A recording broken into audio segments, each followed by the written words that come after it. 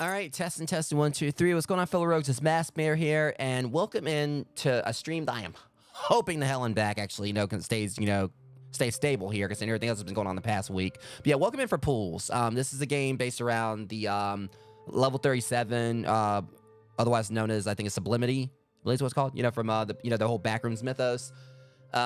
Yeah, this is actually something I've seen kind of making the rounds. I've seen some other streamers playing this. Kind of got interested in it. It was I think about $10 on stream, on Steam. But yeah, I wanted to jump into this because I was kind of on a bit of a backrooms fix lately, trying to get more into mythos of the whole concept behind that. With McDD43 even sending me a video where this guy goes over the first one of rooms of the backrooms. So it's been just a whole thing I've been kind of diving more into, or no clipping into, because it's been a pretty cool little thing, a cool concept. It kind of reminds me of SCP a lot, even though I never really got too much into SCP. But obviously, playing Escape the Backrooms, that's kind of one of the things that kind of got the whole thing started. Me and McDD43 playing that. Which, speaking of Escape the Backrooms, tonight, assuming everything works like it's supposed to, we'll get to that in just a second. We'll be doing it. Me, McDD43, Eldronox, formerly known as Deceptus, and Rocket Notches are finally going to be diving back into Escape the Backrooms for the first time in a few months.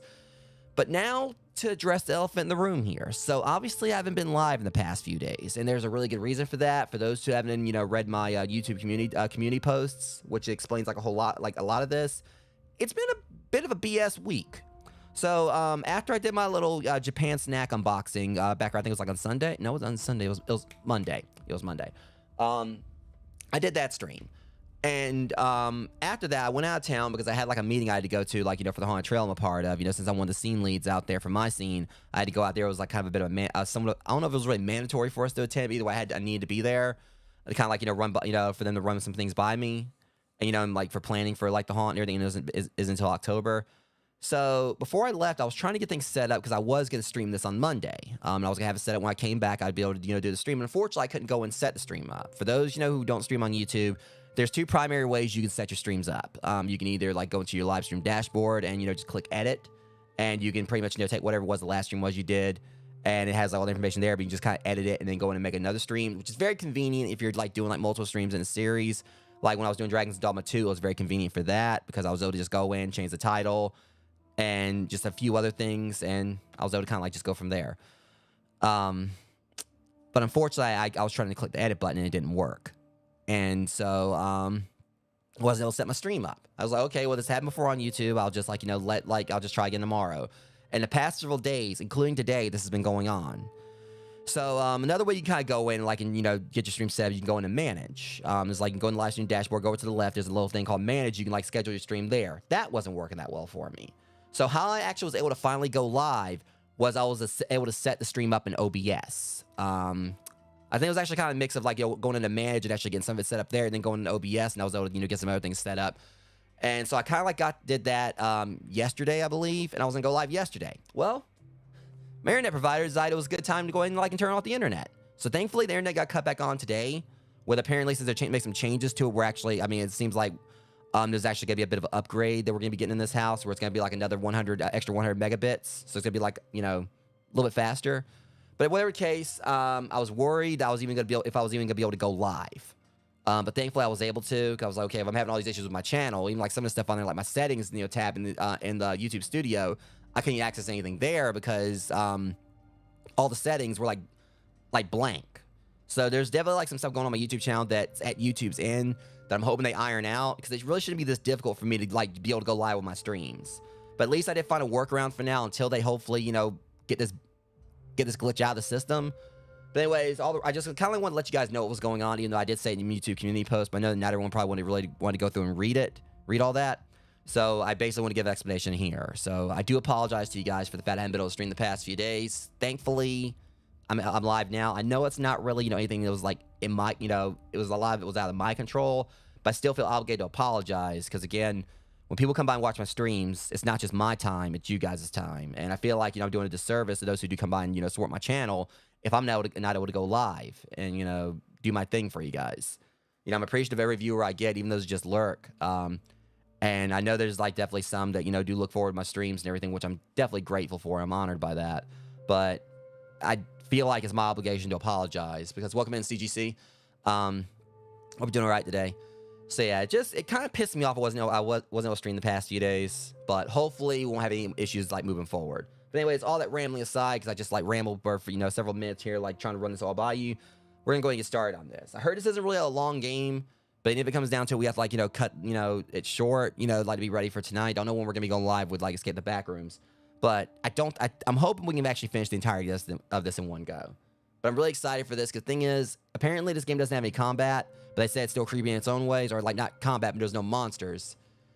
So I'm just wondering what actually, you know, we're gonna see what this is about. You know, I'm really excited for this. Once it goes forward, come on. It wasn't wanting to go over to my other scene. Why am I picking up my PlayStation controller? We're not even. You can tell I'm a little rusty already. I missed a few days of streaming. I was like, oh, here we're playing a PC game. Hey, you know, I do play some of my games with a PC, with my PS5 controller. But yeah. So anyways, so we got like 6 things here, and we're starting off with this one.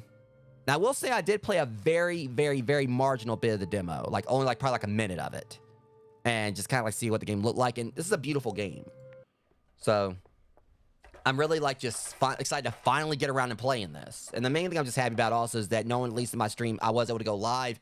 This means that we should be go for the Escape the Backroom stream tonight, which I was really worried about, because I know there's gonna be another chance anytime soon for us to play it again. So at least I know we should be able to hopefully get in and play Escape the Backrooms tonight. Also, I'm not going to use my heart rate monitor for this, because, you know, probably gonna maybe feel like I should have. But, you know, Escape the Backrooms tonight, I'll have the heart rate monitor on. Also, I want to go and look at the settings just to make sure all that's, you know, up to, like, you know, where it needs to be. But like I said, I've only played a very small bit of this. Like, a very, very small bit. Like, a minute. Just kind of, like, you know, see what it looked like. And as I said, like, you know, as you can see here, the game just looks awesome. All right. See, yeah, that's why I should check the settings, because, you know, we're not, that would have been a problem.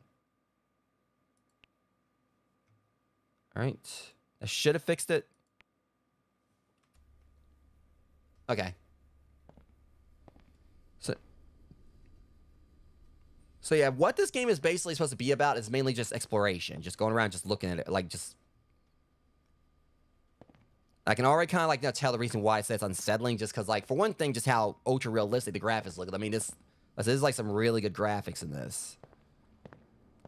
But I kind of, like, wish that the devs would have at least said that there wasn't combat in this, because think about how it would have been, like, someone goes into this and plays it, not knowing what to expect.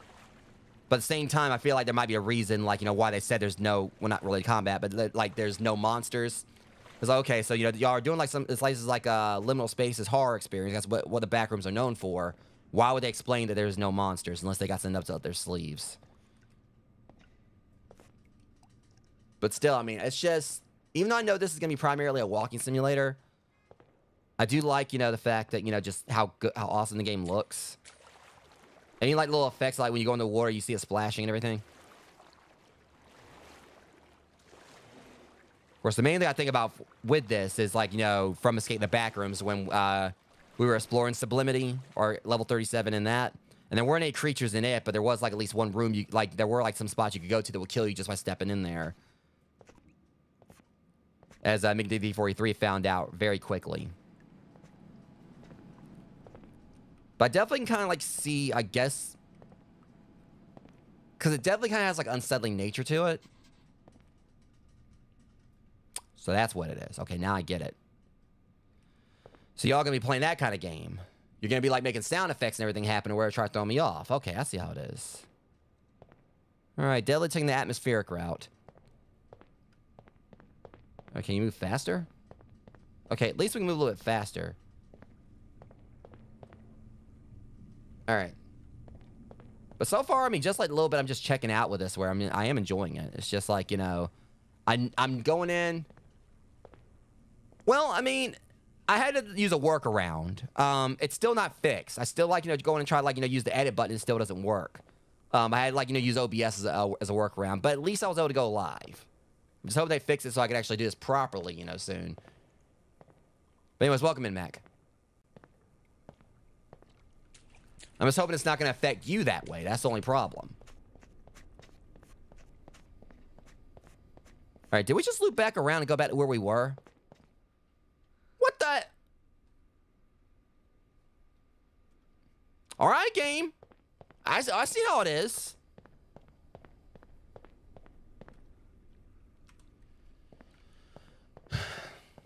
So that's how this is. Okay. So that's how.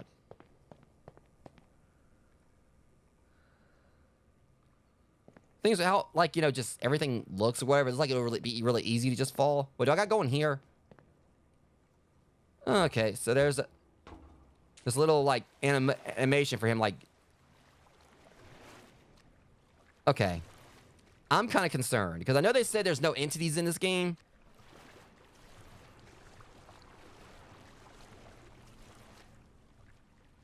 I think, honestly, the main thing about this game is the sound design, for one thing. It's not just the visuals. They did the visuals in a way where, like, Assyrian has, like, almost like Uncanny Valley vibe to it. It's the, you know, sounds along with it.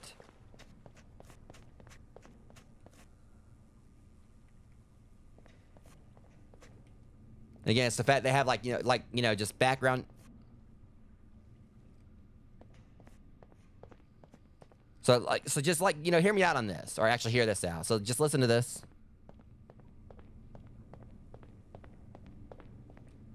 Notice how they did the echoes? So the way it looks, it sounds, whereas when you're running, it actually makes it sound like, you know, there's other footsteps nearby, if you listen. Yeah, okay. Now I can see, like, what people were talking about with this game. How they said, like, you know, it definitely, like, can creep you out and everything. Like, you know, the creators did such a good job with the sound design. Just trying to figure out where the heck I'm supposed to be going.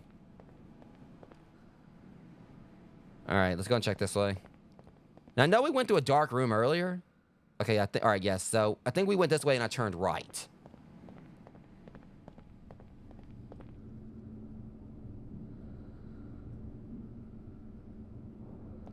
Alright, so definitely seemed like there was a delay there, because I said, okay, so I think there might be a bit of a lag. Because, I said that to you earlier.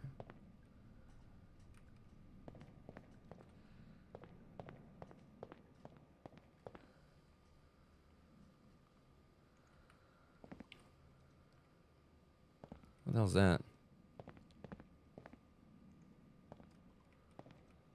We'll have to look into that too. But then again, it may also just simply be, you know, because, like, the issues on going on my channel. Maybe that's the reason why it's lagging. I really just hope they do iron it out. I did message YouTube, but I didn't hear anything back. And admittedly, I'm not really expecting to hear much. I mean, not trying to knock YouTube. I mean, basically in the sense I just know, like, so many people probably, like, file reports every day. But I did, like, kind of message them, telling them, hey, this is what's going on. So I wish they'd at least, like, look into it.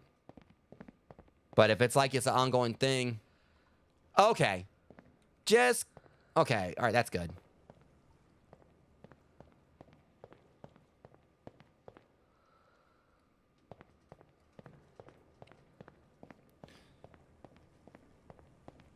But it's like the way this is that, you know, definitely kind of, you know, makes my stomach feel a little queasy, if it makes any sense. But I think, like I said, it's just because of the, fluorescence and it.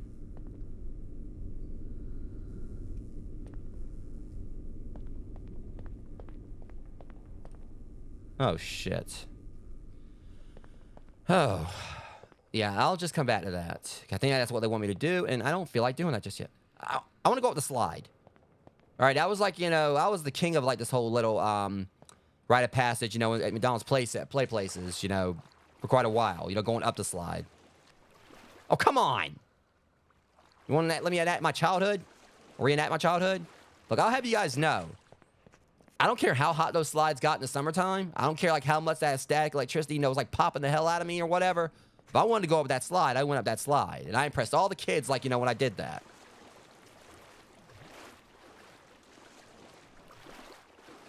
Let me go up my slide. But yeah, well, yeah, I mean, that's the thing.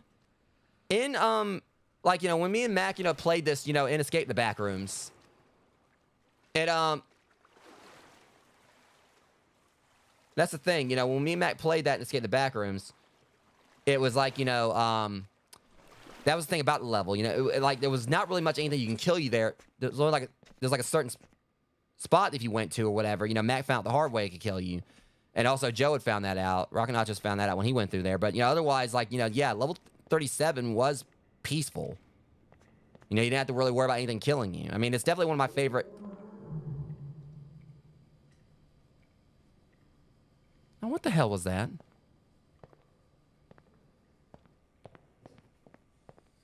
Okay, yeah. I'll definitely be tuning in to check that out before we go live. Make sure I have everything set up for mine first.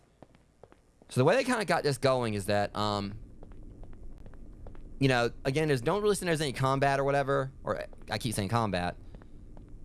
No entities. But they're definitely playing around with that sound. It makes it seem like, it's like you have like these big spaces and there's something. But again, like, this is mainly more than anything like it's a walking sim. I mean, the devs like established that.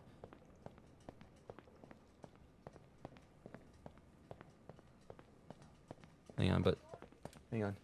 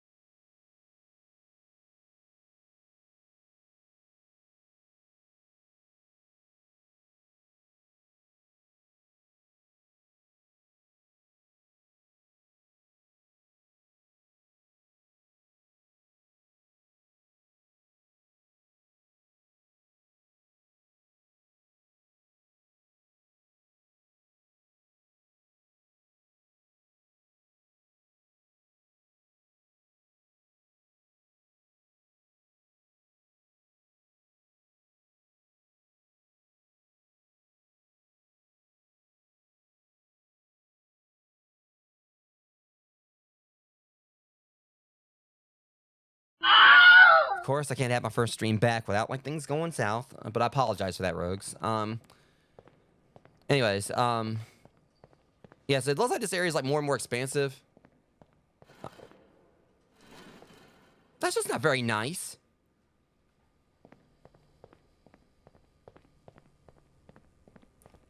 So the way this works is that they kind of like gave an idea on exactly where we're supposed to be going, but we can kind of like keep exploring around.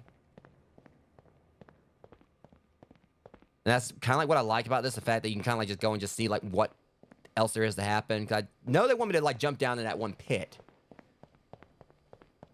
I mean, me wanting to jump down there is like, where it's kind of a bit of a problem, but, or actually not wanting to jump down there, more specifically. So I do kind of like how everything's like so expansive. It's only like it's the first area. I'm gonna like probably go back and jump in just a second. That's saying like we had like a few different spots here we can kind of like check out. All right, so that was where the ladder was.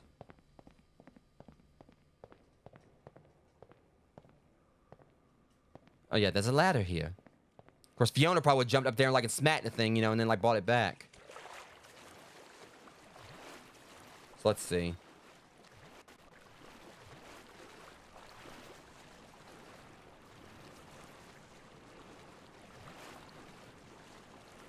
I mean, it's just the way it is. Normally, I'd hate this if it was an RPG. Because just like, with,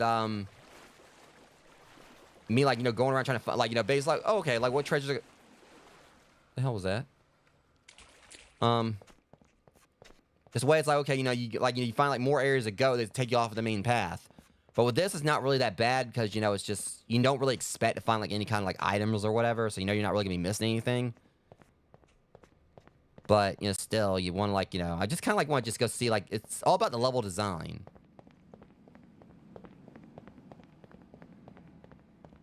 I seem like the more I keep on going around, like, the more stuff I keep finding. Can I go in here? Or there's nothing in there. Alright, we're probably going to go and jump down into the, Ducky.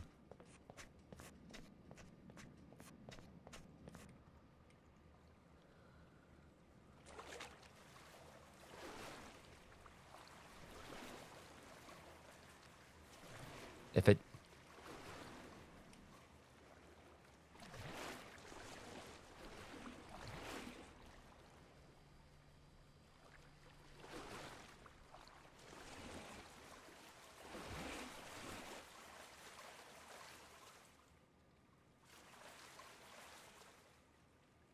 So this is definitely trippy, because, like...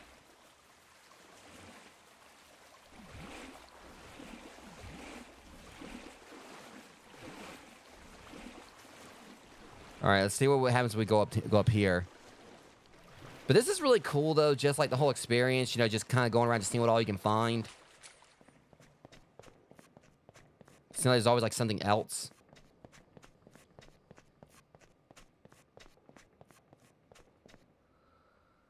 Yeah, and just like, the way it sounded in that room made it sound like someone was in there with me. I think there's, like, another back room, spot that, in that video I was talking about that MickDT43 had sent me, where, they said it was a room of complete darkness, and people, like, there was, like, cases of, like, people, like, that never actually made it out of there, but no entities were actually... Oh, I can't go down a slide. Sweet! I don't like I can't see anything, though.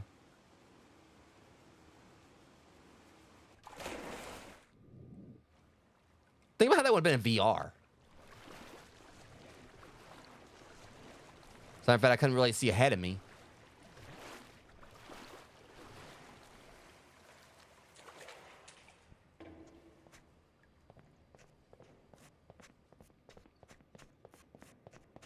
Alright, so I think this is just like kind of gives us a chance to go back down there again.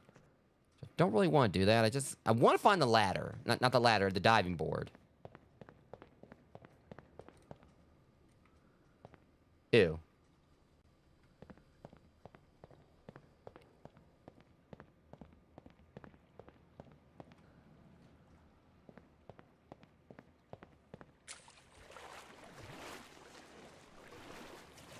Alright.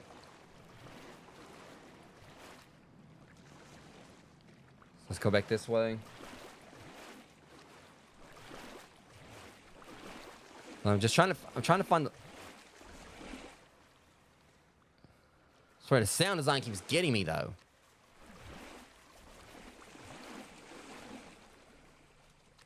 It seems like now I'm trying to get back to the diving board, and I'm just going further into this.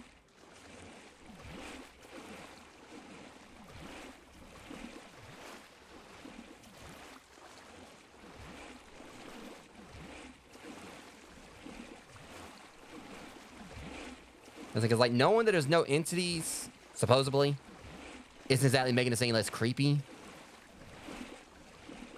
Which kind of, like, I guess really speaks for, like, the quality of the game in the sense that, even without anything I've seen yet, only heard, it's still, like, can, excels at, the spook factor.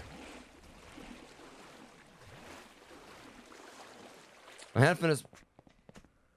it's probably gonna be like, trophies or whatever tied around, like, finding certain stuff and everything, or trophies, achievements, whatever. But see, I swear, I keep on, like, going further in. I keep on, like, going through here where I find, like, new areas. So it makes me wonder, like, how long it took the devs to actually make all this. And this is only the first spot. But That is cool because it means, like, you know, if you guys, like, play this, you might get a completely different experience from me. You know, you might actually find some stuff that I didn't find. And that's what I like, you know, when a game is, like, you know, more, expansive to where, you know, my experience, like, you know, means that while, you know, technically my viewers, I'm not necessarily spoiling the entire game for them. Obviously, those who come and watch my streams, you know, they're coming in, like, you know, expecting, like, to see stuff that, and whatnot. So it's technically, if someone's watching my stream, it's not necessarily a spoiler for them, per se, if they're choosing to watch it. But, oh, shit. Man, this is a completely different one. Oh, hell. But yeah, what I was saying before we actually continue forward. But yeah, pretty much, like, I like games like this where, like, there's so much to do or so much to look around and see, so that way, you know, if my viewers, you know, try it out, they can, like, get a completely different experience instead of, like, just going through the same things I did. Cause, like, how does, like, what I say, like, you know, if I go for a certain ending in the game, I tell you guys, y'all can go, at least now y'all can go for the other ending if you want to. Okay. All right, do a flip. Oh, he just walks off.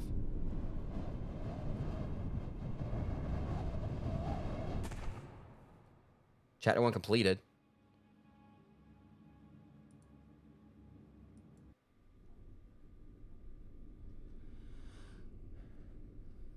All right, well.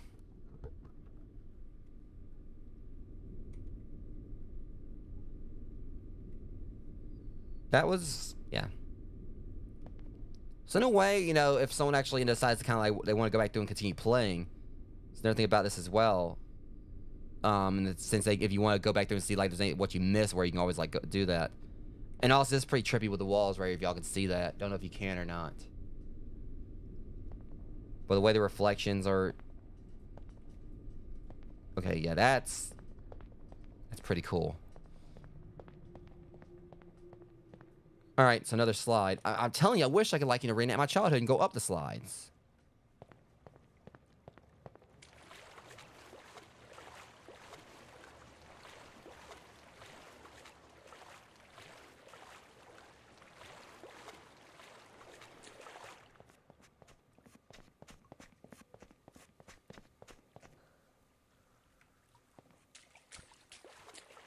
It does kind of make me wonder, like, what the devs could do if they tried to, like, delve into some of the other backroom stuff. But obviously, they have to go by the rooms that, go by, like, the biomes or rooms or whatever that don't really have entities. So I can see, like, why they did this with pools, because, like, you know, with the pool rooms, because, again, like, there's, I think, like, in the typical backroom stuff, like, you know, the pools don't have entities.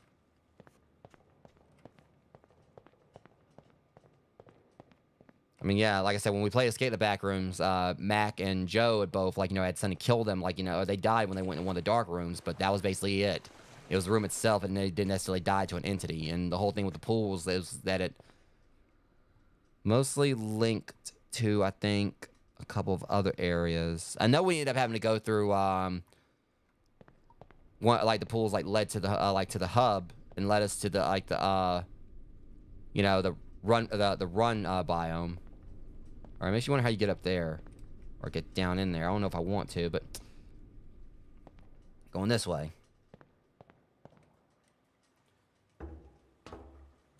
But again, you know, games like this, I mean, I love atmospheric horror. But the way they're kind of doing this, and that it's just like, you know, the little subtle things. And I swear I see something over here. Is that a...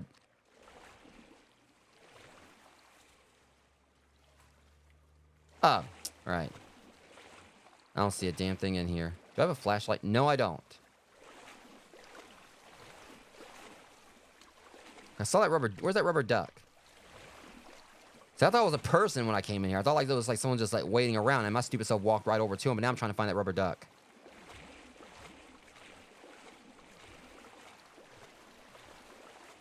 See, now if this was Amnesia, you know, I would have like, you know, don't my character would have then like, you know, went off the deep end, pun intended.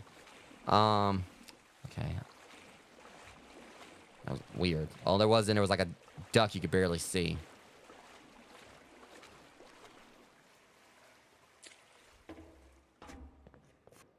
Okay, let's try going down here. Here we go. I think. See, now the colors right there kind of made me like, see that color right there kind of made me think area 0 or level 0 from, you know, the main back room that everyone knows.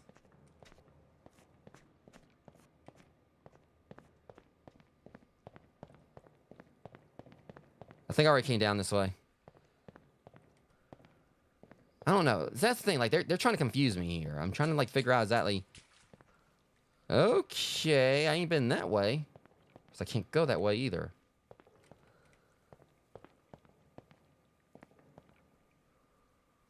Those areas are definitely trippy. Okay. I'm trying to, like... Because I know that when we came through, like... I don't know. Maybe we haven't been this way. I know there was, like, that right there, but... I think I might have actually come this way, but I don't know. I'll know when we get back in here. Yeah, okay, yeah, there's the slide. I'm gonna see if I can go up the slide. See, I was gonna wait for you to make that reference wherever. I mean, I thought, like, you know, Ernie from Sesame Street.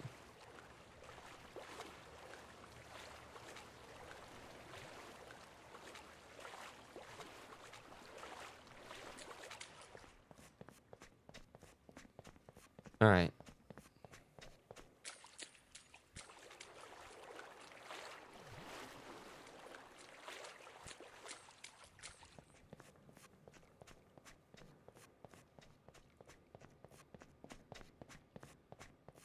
Yeah, I'm pretty sure I should be able to finish this up in one stream. I mean, that's the plan.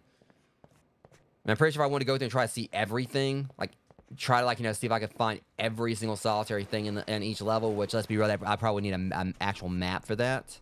It probably, like, you know, definitely, like, extend the playtime quite a bit. I'm just wondering, like, what would have happened if I would have went to that other diving board? If it would have, like, sent me to another area down here. Or, like, to a... Because I don't know specifically which scene I'm in now. Because they had, like, 6. So... 6, whatever. Over here holding the wrong numbers. Or the wrong digits. So it could send me in, like, any of the other ones. Like, it might not have been, like, in the actual order. Like, so if I would have took that other diving board, I could have went to a completely different area, but I don't know.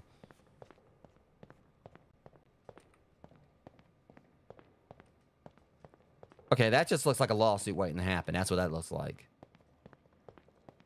I'm totally going to see if I can get on that slide. Should be able to...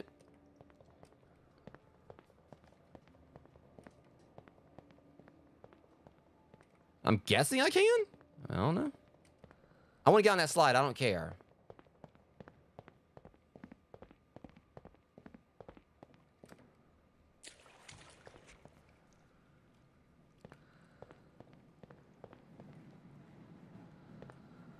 You know, the main point of this, I think, is like it's supposed to be like the whole isolated feel. In regards to, like, you know, knowing like you're the only one here, but also kind of worrying that you're not. Which, I mean, we heard noises, so they try to, like, get that vibe that something else is here, but you don't actually see it. And that's, like, you know, the whole thing, the anticipation of something else being here and encountering it, and if you know you're not gonna encounter it. So this whole fact of knowing that, you know, they do have something else lurking in here, and if you never actually do see it. Whereas that's, like, you know, how a lot of atmospheric horror, like, works very well, you know, in regards to, like, it's not really seeing seeing like that right there. Like, you know that, like, there's probably not gonna be any jump scares, or you think there's probably not gonna be any, but it's the anticipation of what may happen. That's always, like, you know, kind of like, a well done, like, horror game is one that can really, like, instill that sense of fear without, like, any kind of monster actually being noticed. Or, like, being seen.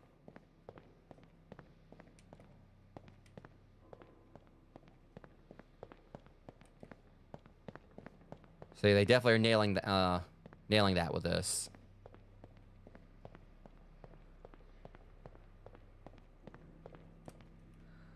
I still want to get on that one slide, though.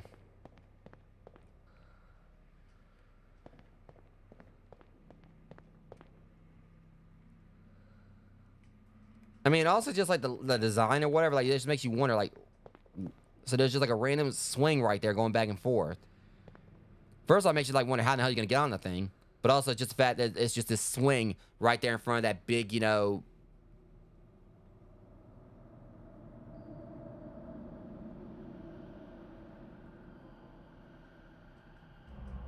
Hang on a second.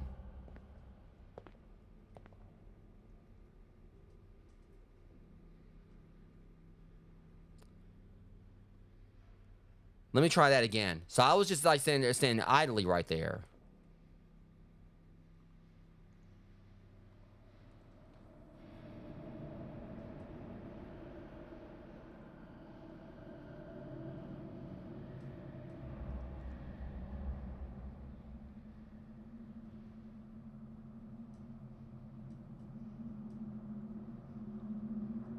So that's cool. Basically, you know, normally I just stand idly, doesn't do anything. But then, like, if you actually just like stand idle in front of that, your character focuses on it. I wonder if there's like anything else like that in here. If there's like certain areas you kind of like just stand idle and it'll. Okay. I don't know if there's actually something that'll happen if you like. See, because it does it again. Where I don't know if something will happen if you just stay there for a while. That's something you guys, of course, can check out too. But that actually was creepy. It was like the sound effects or the sound and just.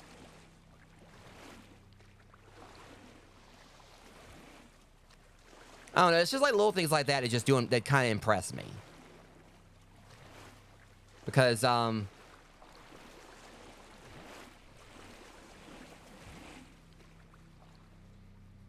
I kind of feel like, you know, the devs like knew like chances are the player was gonna like just stand there and look at it, and then they kind of like throw that at them.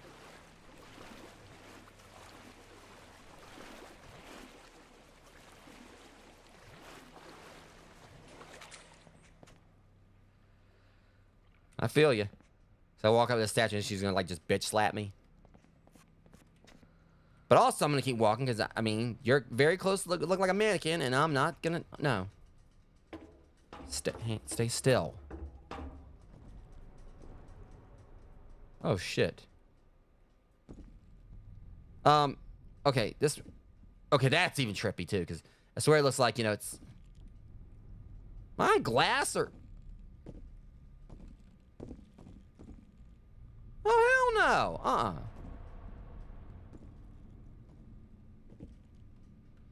This game is messing with me, like, dude, like for real. I can see like what people were talking about like on the Steam page for this.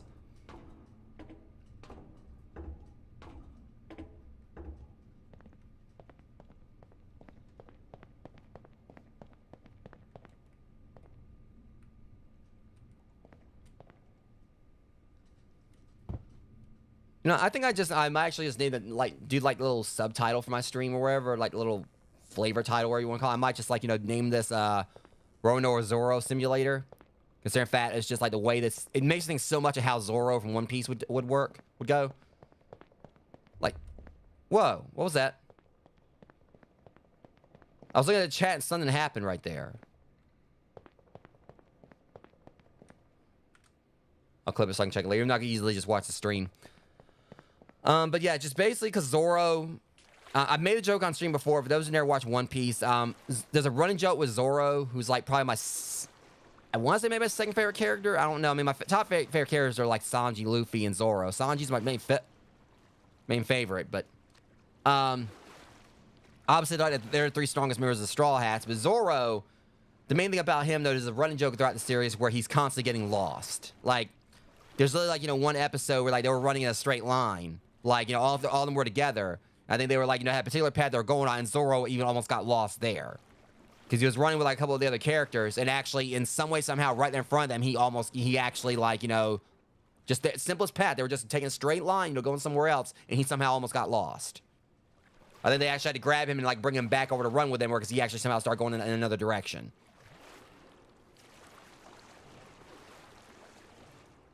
Oh God, yeah.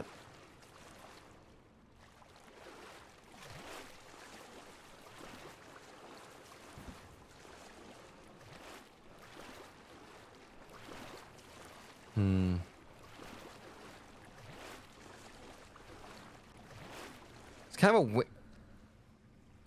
I wonder what will happen if I do this.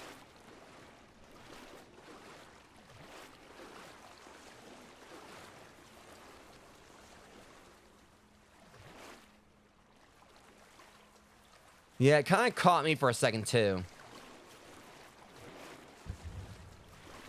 I think that was the point.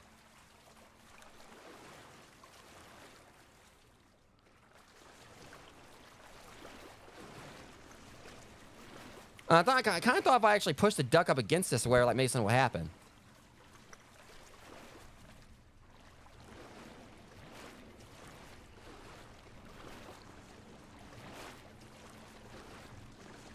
Okay, we're going that way.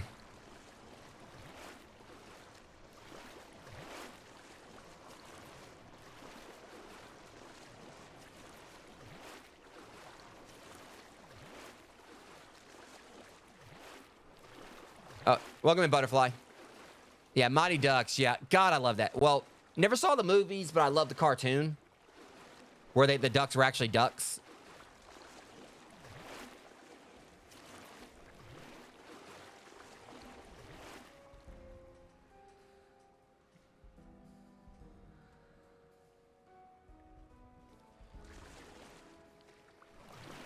So now we got music playing down here.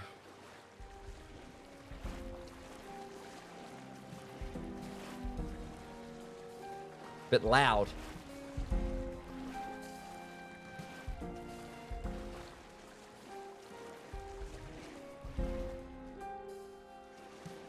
Hey, is it coming out of that speaker? Is that a speaker right there?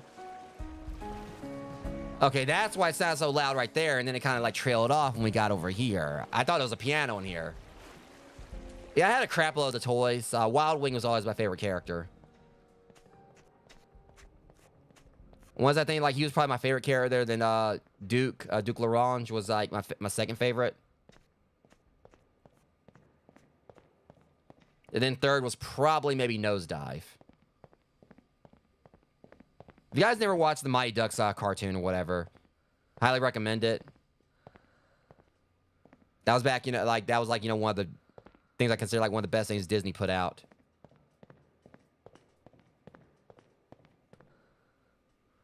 Oh, another slide.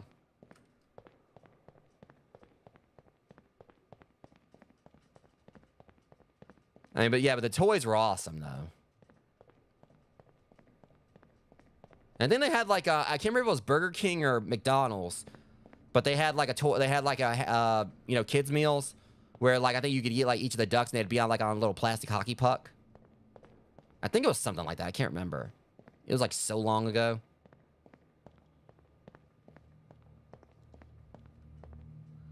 Okay. Hey, I wonder if it. Okay, it doesn't do it here. I don't want to know what happens if I fall down in that hole though.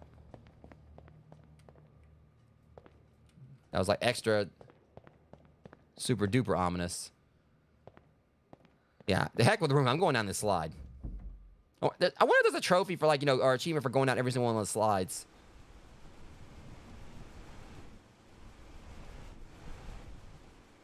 See, even the way they have it where you kind of bounce around when you go around each. Could you actually picture? He got clotheslined by the... But the way, like, he flew... He got some air on that, though. Like, the way he kind of, like, flew, or your character flies and just kind of skids on the water for a second. You guys saw that skid.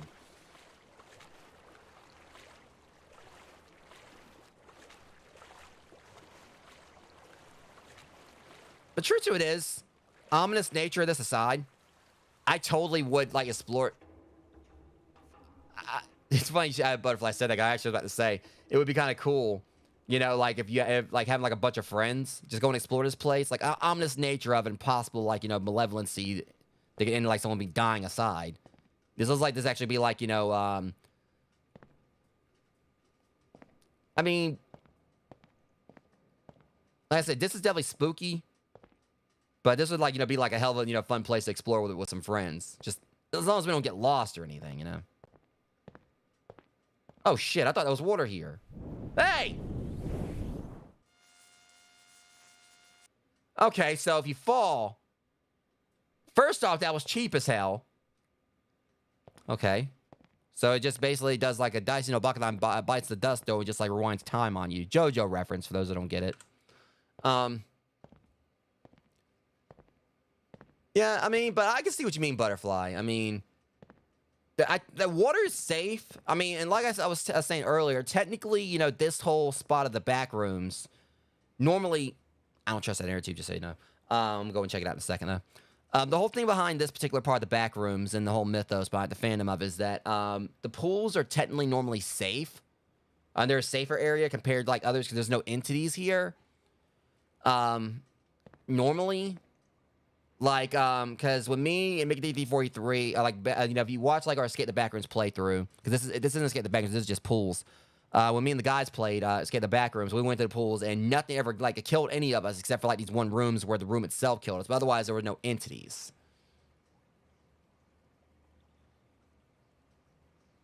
Jean-Luc Pikachu. Okay. Oh, I get it. Jean-Luc Picard. Jean-Luc Pikachu. Okay.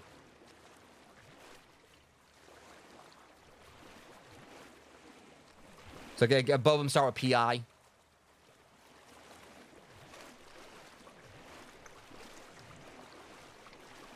I mean, yeah, definitely. I mean, that's the whole point behind the Backrooms. This is based on the Backrooms creepypasta stuff.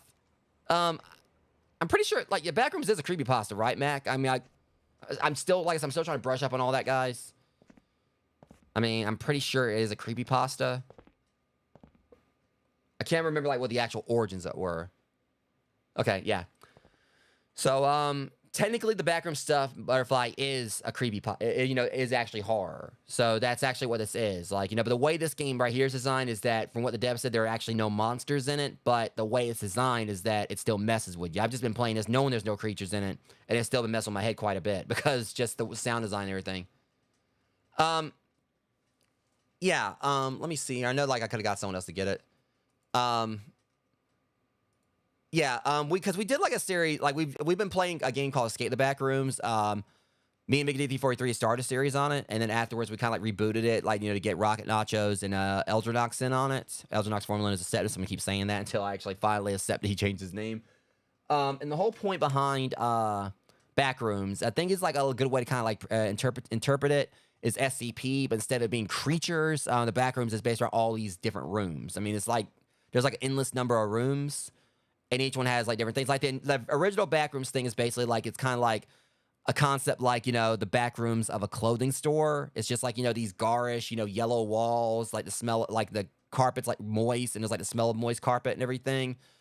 And, it has, like, fluorescent lights. It's, like, just, there's this whole rabbit hole of them. But, I guess, like, kind of like just, this would probably like be where you can kind of like start if you want to check into it. But yeah, the Backrooms is something horror based, but it's all like, it's actually a creepypasta. When we played Escape the Backrooms, like, this one's just focused on one of them. That's like, the creepypasta listing for it. This one is based around level 37, which is, I think, also called Sublimity.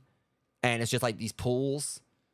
But it's all basically around liminal spaces. I guess like these wide open areas that just kind of like, and that's the whole concept behind this game. It's a liminal space thing, and basically having like a wide area that kind of like, really fits like concepts of like isolation and everything.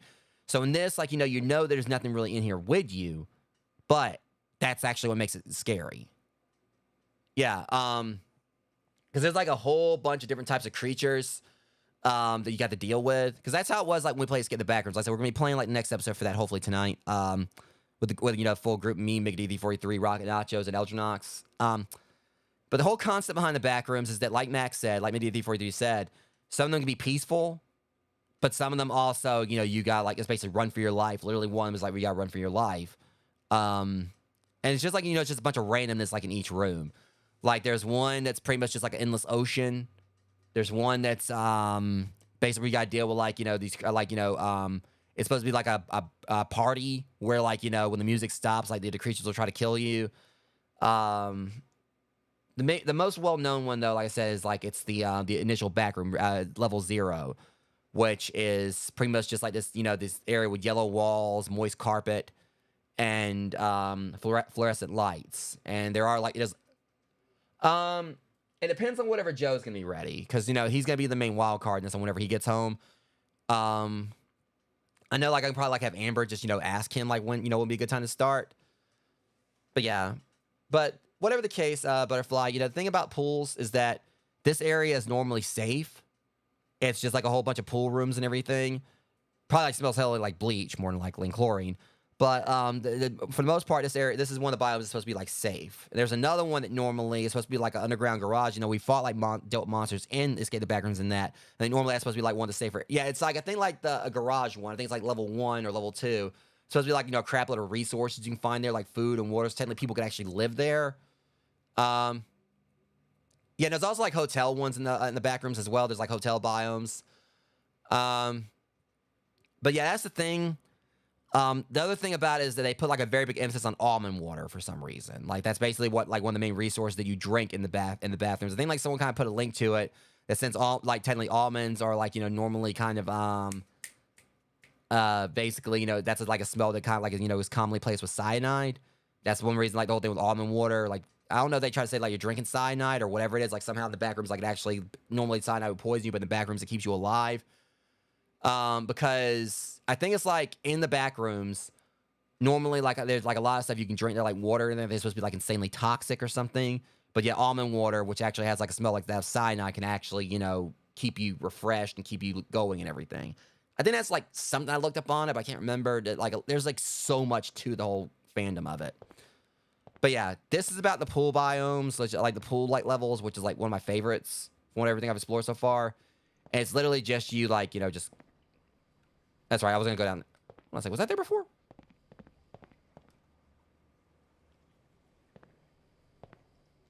Okay.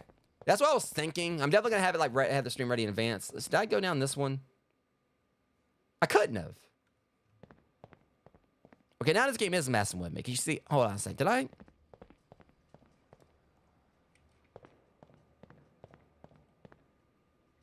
Unless I came here and messed with this and I left back out.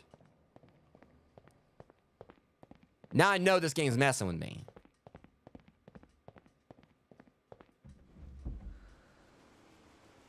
Okay. Alright, we cleared chapter 2.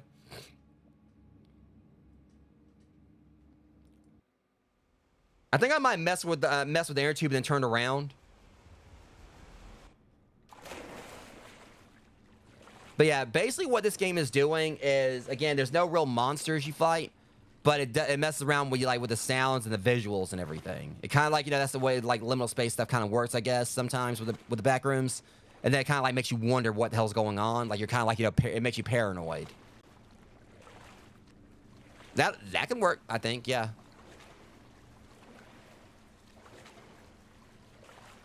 Yeah, 8 or so, 8, yeah, give or take.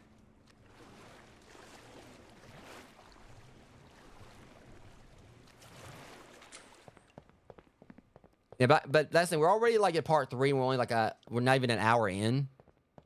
We're on episode like, you know, yeah, part 3 or level 3, whatever.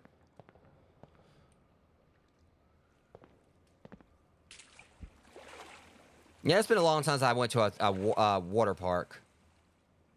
All right, yeah, let's just go the way we're not supposed to go. I'm pretty sure it's where they're gonna make me fall down in something again. Nah.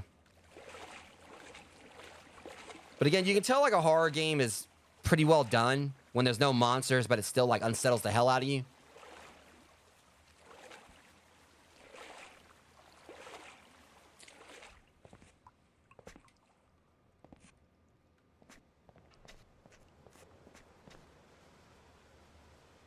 Huh?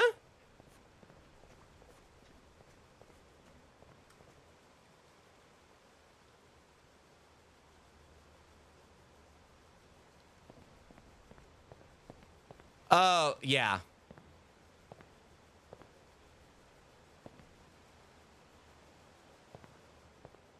Okay, yeah. I went to Six Flags years ago and they had like one of those wave things.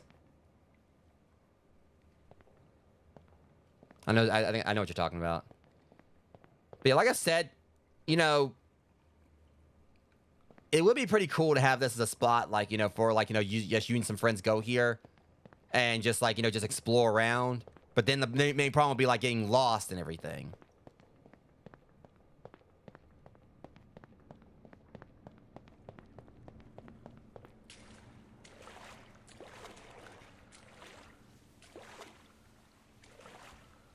See, because like I said, stuff like this is basically, you know, how this game works. Just like you see like a hallway like this. That's basically kind of like, how, like, so liminal spaces works with this. And also, like, I think, like, what some of the stuff with the backrooms is about, and just basically the level itself is just so freaking unsettling.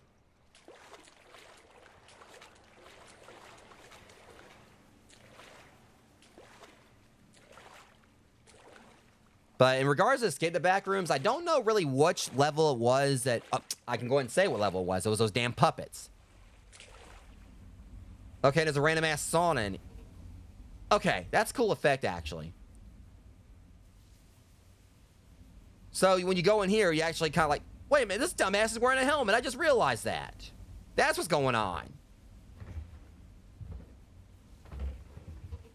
I should have known better, because normally the whole concept behind, like, the backrooms is your character is wearing some kind of hazmat suit.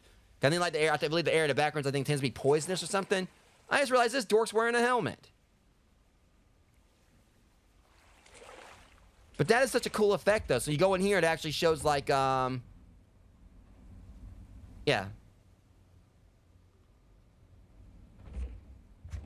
But just the fact there's a random-ass sauna in here.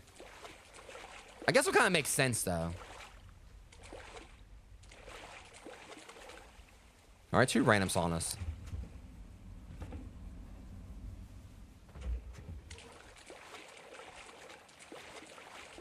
So I don't go in like one of them and like, it'd be like a random fat person in here, like just... Look, I mean... We ain't gonna be going into those kind of back rooms.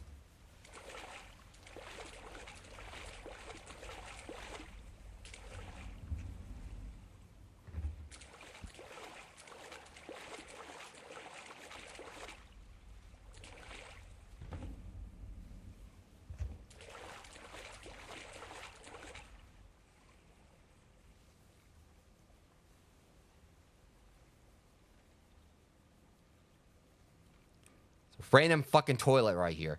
Okay, just random toilet. Just random toilet in the middle of the... I can't with this game now. Now they're just like, just...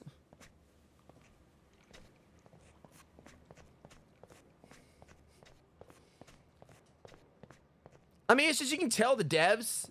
Okay, now see this right here. This just looks like this, just like game right at, like this... You see, I was one of those kids who got traumatized by Jaws. So when, the house I lived in after I saw Jaws, we had like, this, 6-foot, pool in the backyard. I refused to get in. I think I was scared a great white shark was going to come out from below and eat me. 6 feet of water, I could see the bottom. I was still scared because I thought that damn shark was going to show up. Mac, what'd you do? What is this that you just bequeathed to me?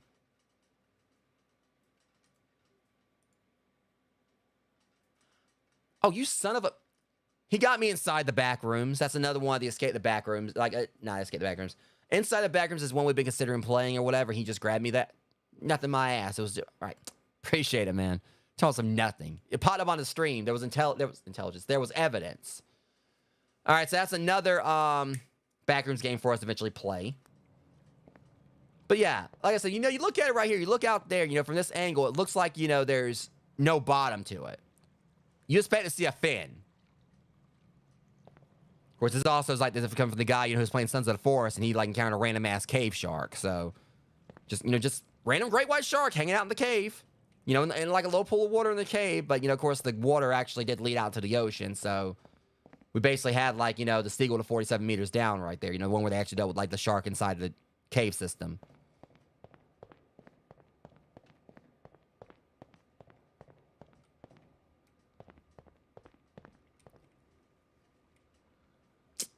I'm worried about where this green slide's going to take me. All right, coolness. Yeah, we're eventually going to get around to playing that one, too.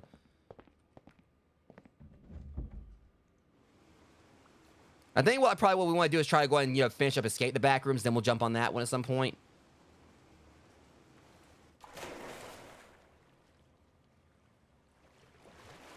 Oh, are you talking about this? Well, yeah, I mean, that's the thing. Normally, I'm not really one to get bored too easily with a game. The thing is, this is just purely a walking simulator. The devs themselves made that pretty well known. But the way this game is designed is that it's kind of like the way they did the environment. Like, yeah, there's not really anything going on. You're not dealing with combat or whatever, and normally walking simulators will kind of frustrate me a little bit, like, when there's not really a lot going on. But the way they did this is like, they put like just random stuff around. And let's be real. I mean, I'm not going to balk, getting a chance to go down these slides. It's just like it's a cool concept for an area because, like I said, it would be awesome to explore some of this with friends, outside, like, there was no dangers involved. And, like, we wouldn't have to worry about getting lost.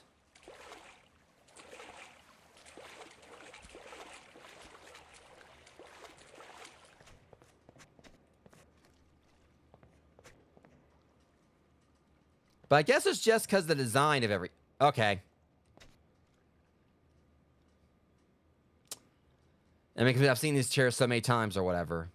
I mean, I just expect to, like, walk off, and I just hear, I am the storm that is approaching. Because it's Virgil's damn chair. For those who know, you know. Yeah. Okay, that's one happy duck.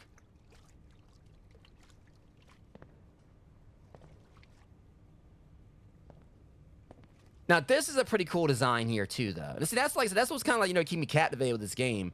Normally, I'll be getting bored with a walking simulator, but just kind of like just seeing, like, just the designs of everything.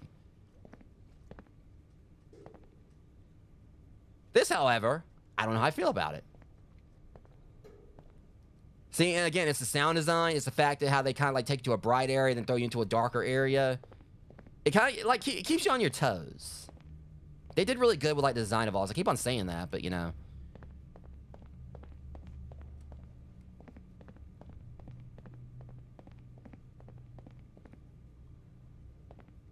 mean, I can really see, like, why a lot of people rated that, gave this such good ratings. Why everyone's been playing, it is, it's interesting. And I do like, like I said, the fact there's so much, here in these areas that, if you guys go through and play it yourselves, you might see something completely different from what I've seen.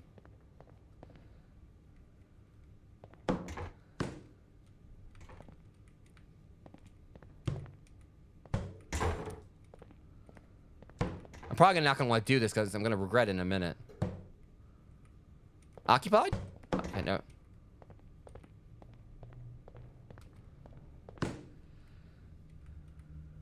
Hey!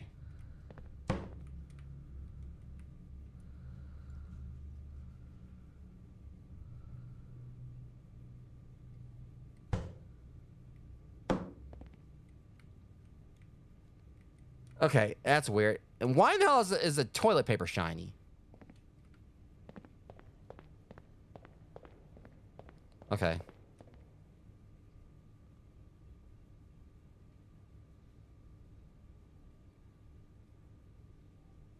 That's what I thought. I'm gonna go back over here real quick. All right, you guys knows the absence there. Now listen.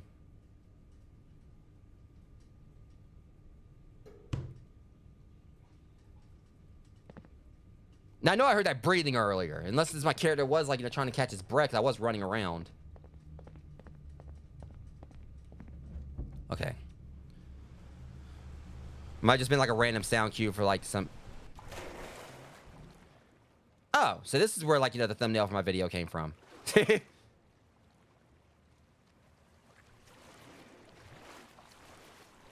But also it's just like, the way all this looks, it's like, okay, why do they need this many windows?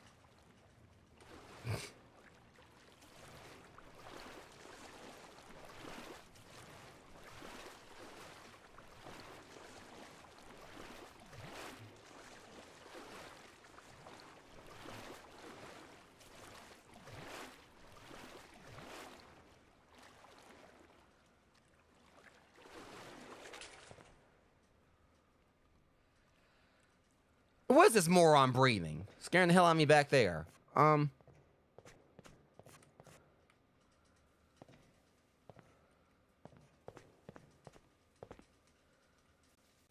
Okay, that just looks completely unsafe, because that looks like that's like going straight down.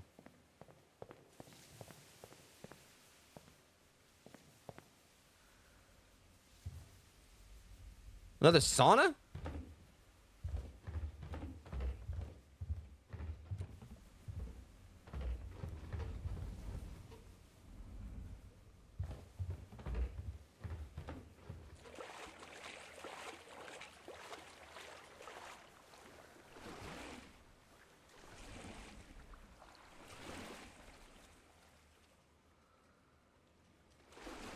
Nope.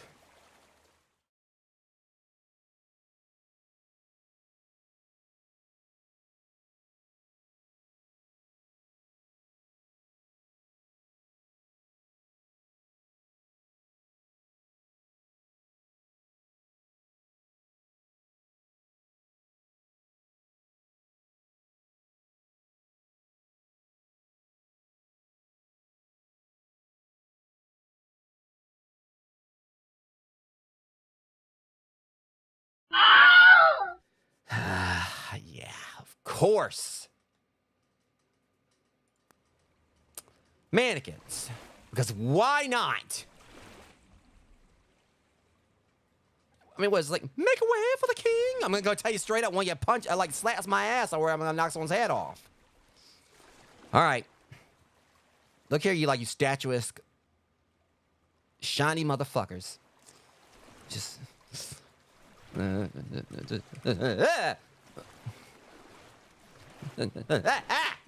I'm gone. I'm out of here.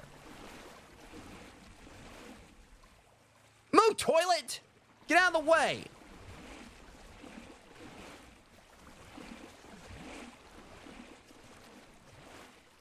Now the toilets are on my ass.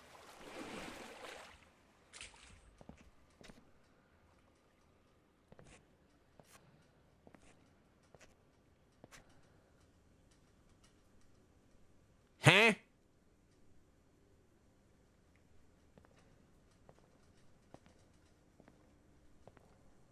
All right, so we're all right. You know, let's look at the wall from American Ninja Warrior. All right, I got this.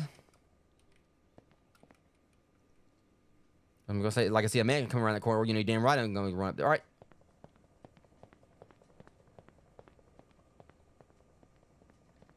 Okay, that is trippy in such an awesome way. That was cool.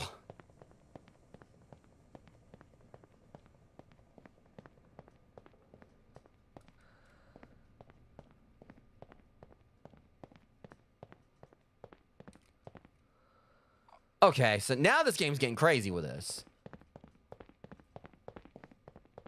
You know what? It made me think some of the stuff, like, you know, it made me think of, was it Visage? Remember, like, you know, I was playing Visage? It was Visage, wasn't it? It was, yeah, because it was the mirror chapter. The one I had to deal with, like, the woman, like, I had to, like, go into the mirrors. And they had that one way for me to, like, to get, like, back up and down, like, you know, in the house. They had, like, that one, you know, hallway where it was, like, it kind of, like, did, like, a corkscrew, I think.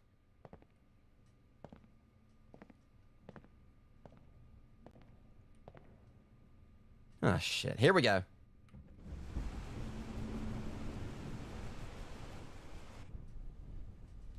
Ow, shit. Okay, you know what? I am gonna sue this place. I'm suing the hell out of you. Okay, now why do I hear footsteps when I'm, like, supposed to be the only one here? I'm gonna sue the hell out of this place, all right? You know, you broke my left pinky toe. That's what you did. Y'all getting sued. That's a...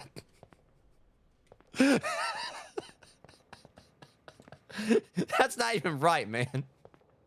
I was like, oh, you thought there was some water down here? Guess again. The only water you're gonna see is the tears from your little bitch ass when you hit the ground. Yeah, the only tears, and the tears you're gonna be seeing is, like, it's from your checkbook getting, like, drained. So I'm gonna sue you. I'll sue every last one of you. Like, who am I suing? I have no idea. I don't know who owns this place, but I'm gonna sue this place. I'm gonna buy it, and I'm gonna get rid of every single mannequin here. You freaking... All right, first off, I mean, I told you about eating all that cheese. And secondly, you know, you freaking fecal-philiac, you know, why are you watching him?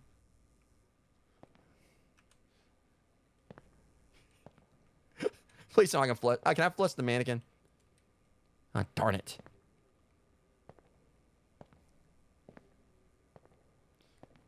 He just looks like... I mean, just so we're clear, moron, I mean, you know, one reason why... I like how they actually, you know, just carved an actual butt on him.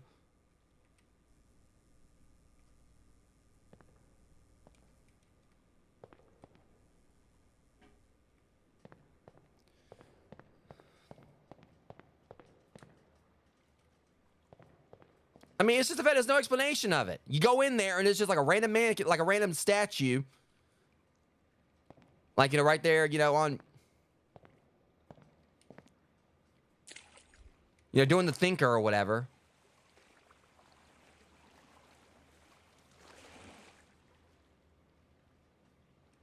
How many more times I got to see this damn statue? Is that him again? In Virgil's chair?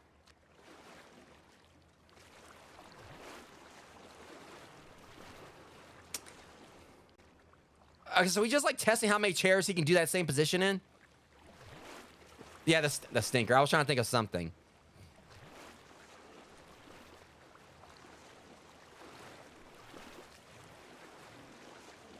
This is we're gonna see him in the sauna doing the same damn pose. Like he's everywhere now.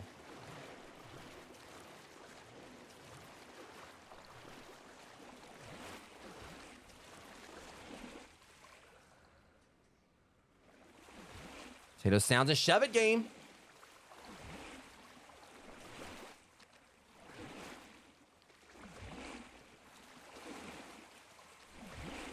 Like, I know there's not supposed to be any monsters in this, but I'm still paranoid going around these corners because I'm scared I'm going to see, like, another mannequin. Or I keep calling it mannequin, but... statues, but...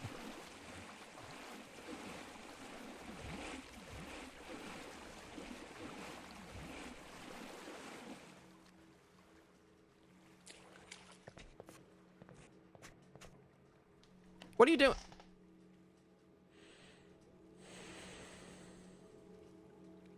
Get your ass up.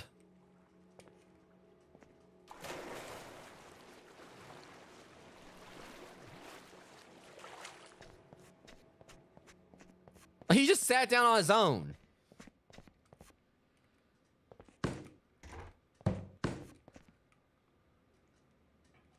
Okay. See, I don't... Oh, shit, this looks different. Okay, I need to get the hell on at it. If I go in here and it's another sauna, he is sitting in here like I said.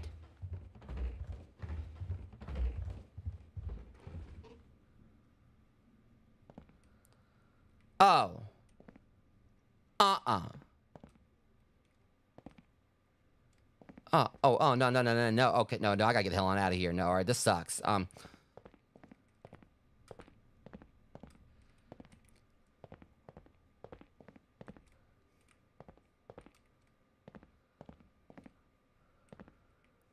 out of there.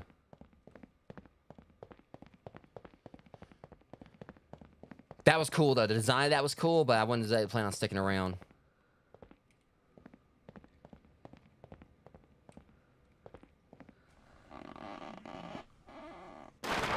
What the hell did you just do? Did he fall through the floor? I was looking back to make sure nothing was behind me or whatever, and something happened to him. And this moron just fell to the floor. That's exactly what he did.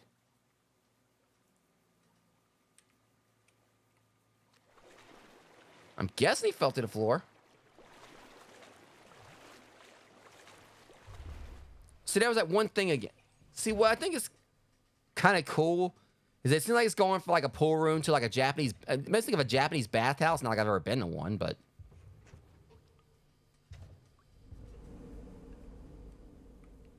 See, that's that one aura thing I think I saw earlier.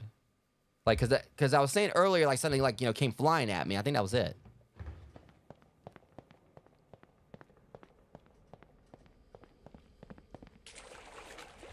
Okay, y'all don't stop doing that.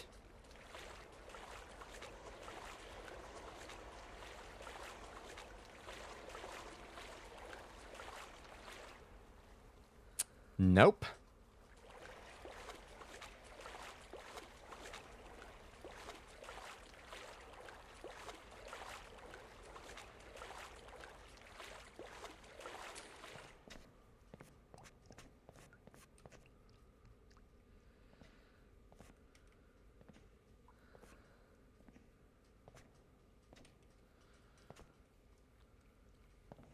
So one thing, I mean, maybe it's just me, but right here for some reason, and like a few other spots in this game, It's kind of like made me like really kind of get that feeling like when you go swimming in a pool that has like a lot of chlorine, and you kind of come up and your eyes kind of are burning and they kind of like are a bit foggy. It kind of is weird like how some like these areas like kind of give that vibe. Okay, kind of it kind of gives that, not really that feeling, of course, but kind of like, I don't know, it's hard to explain, I guess.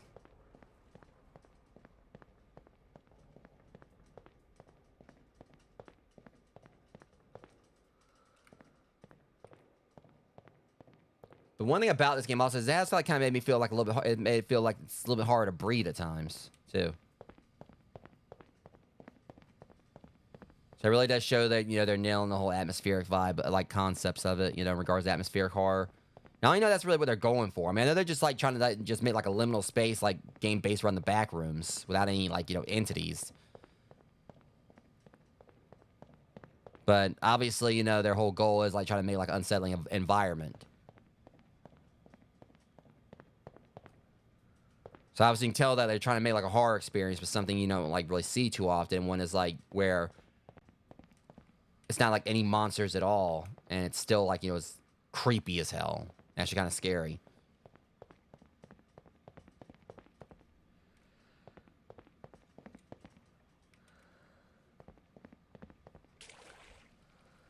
I still say there's probably gonna be is that a microphone? Oh, that's a random ass door. Okay, so why is there just like a random door right here you can't even operate?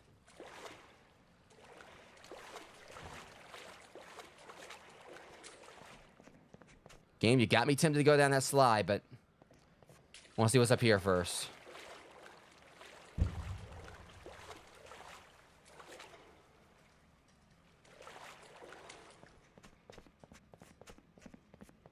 Absolutely not. Okay,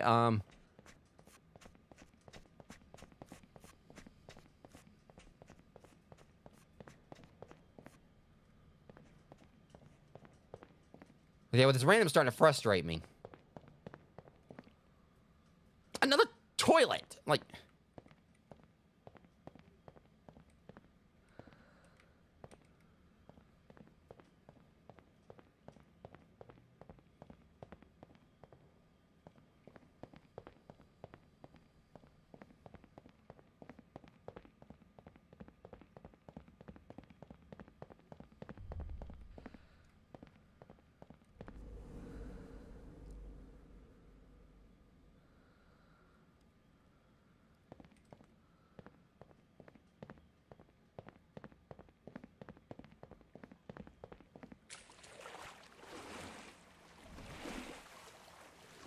We'll see what's over here real quick, then we're gonna head back.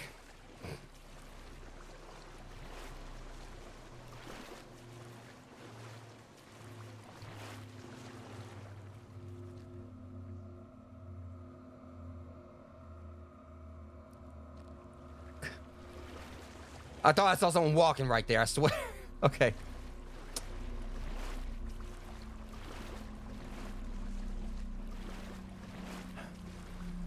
I'm just gonna go ahead and go on through here. As I freaking GoldenEye Donkey Kong level, big head mode.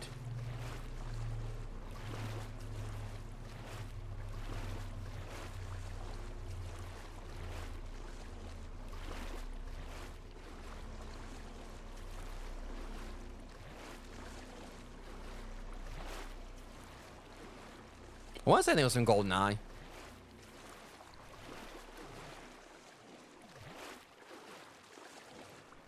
Well, guess what I keep on saying? I'm going to go back to this other area, but then I find somewhere else, and I just go and explore that.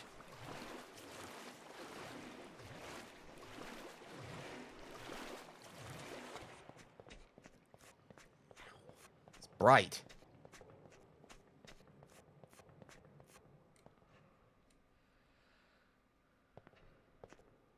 Oh, no, y'all ain't getting me this time now.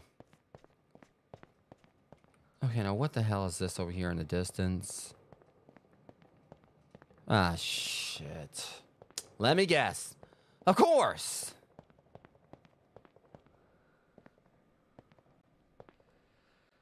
Random mannequin, random statue shrine right here, you know, just flamboyant assholes.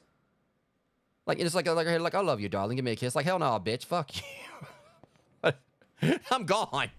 I'm getting the heck on out of here. That was actually kind of quick.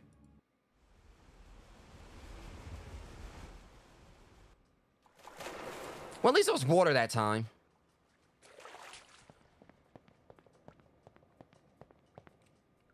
I wonder if this is like from the stinker, you know, like a whole bunch of Britsy shit. Anyways. So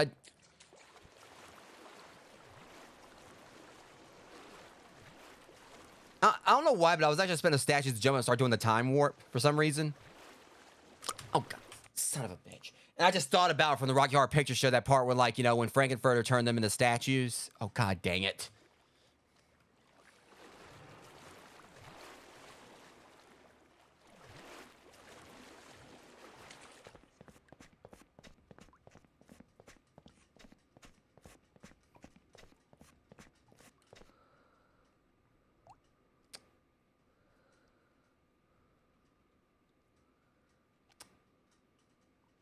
Okay, so I guess, like, you know, Virgil decided it was time for that storm to approach.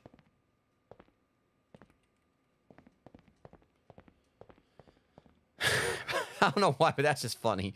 Like, you go in here, you see, like, toilets, mannequins, and everything. You just go into a room, and there's, like, a random overturned chair and a clock on the floor.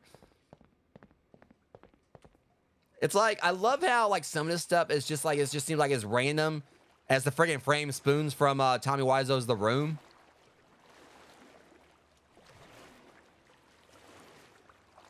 Welcome, Eldrinox. That's what this makes me think of. Like, the fact that The Room, I absolutely love The Room. It was, like, one of the best terrible movies out there. I love that fucking movie. And I remember, like, the frame spoons. I think, like, you know, they never really actually explained what the point of it was. Doing pretty good. Tried to figure out what I'm dealing with this game, but... I mean, I could be a lot better, but I'm just...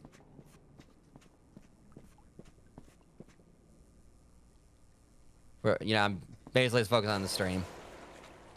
I hope you're doing alright today, man.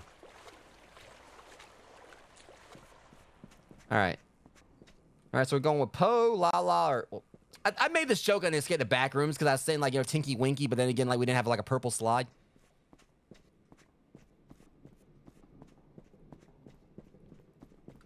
Hey, don't be taking my line, Mac. You know damn well I'm supposed to say that to him.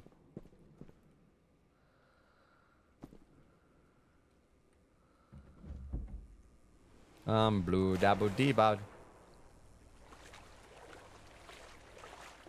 Yeah, Binaural Shinobi. Okay, yeah. I hope you're ready for tonight, man, because, you know...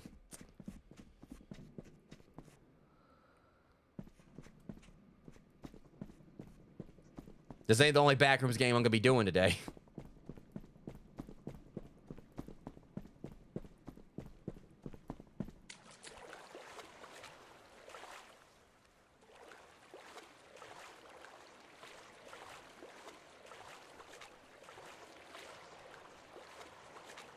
There we go. This, okay, I like how we're just in a random ass dungeon or something now. Not really a dungeon, but...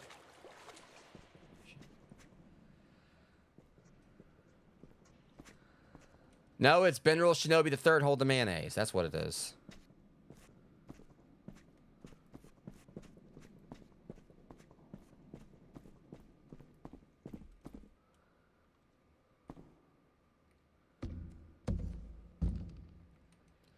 Okay. There are so many questions here. Like, how many more lawsuits do y'all want?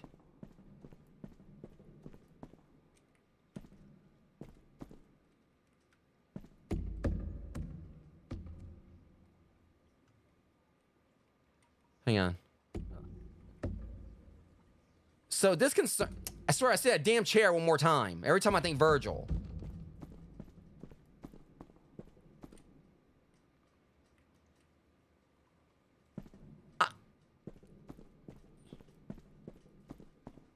I'm going this way.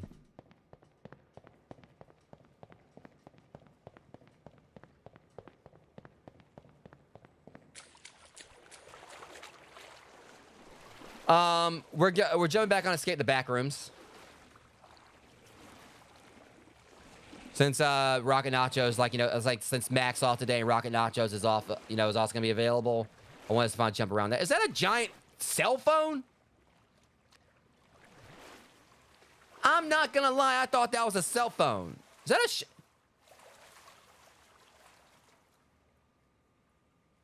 that a freaking shower?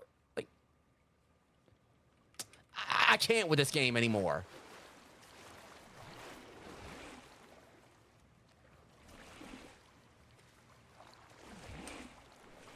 Or maybe it's just like a sensor thing. And I saw like the nozzle up there. It's like, okay, so apparently they can do their business and shampoo their hair at the same time. I mean, or if you want to do that, you just like duck under the water here. Maybe. I don't know. I can't with this place. I don't know exactly. I ain't gonna lie. I thought I was about to fall. I thought I was about to get, you know, like... Hold up. Probably shouldn't step on this. I thought I was gonna get flushed.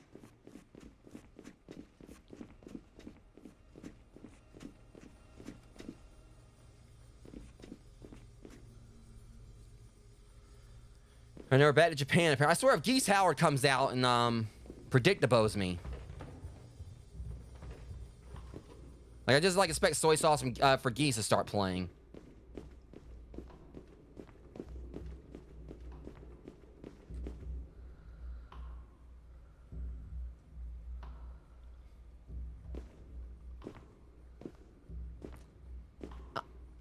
Like I'm just expecting to go through here and all of a sudden, like, you know, it does like Geese's little intro from Fatal Fury. Where it does like all like the little Japanese like, you know, door panels opening. Then you hear dun dun dun dun dun dun dun dun dun.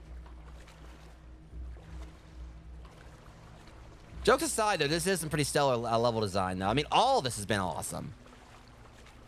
And I keep on saying I like how like this game seems so expansive. So if you guys play, y'all might see something completely different, or like see some spots completely different, or like go different ways than I did.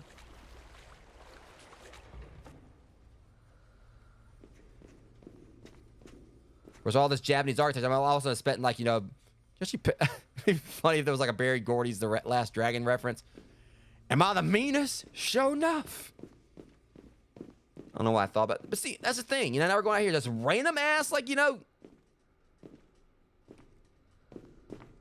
Japanese house in the middle, like, you know, that.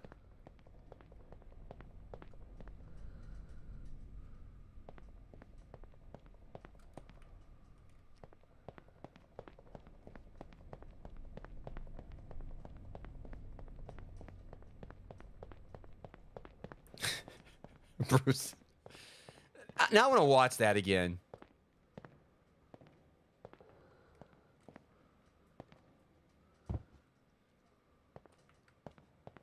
Like, Bruce Leroy.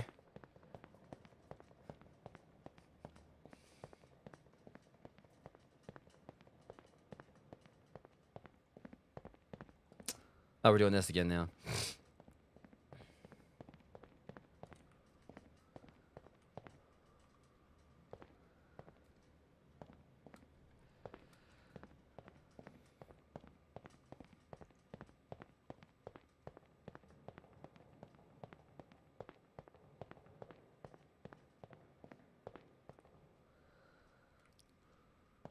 Oh, you ain't catching me, dude. You can forget it.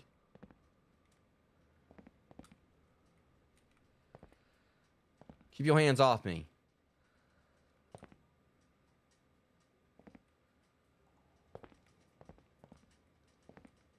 That was cool, though.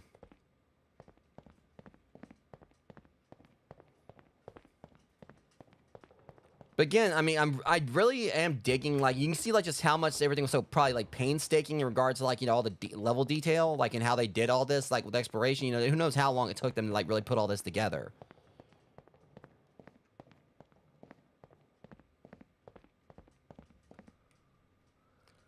Oh, so but you couldn't have me, like, just...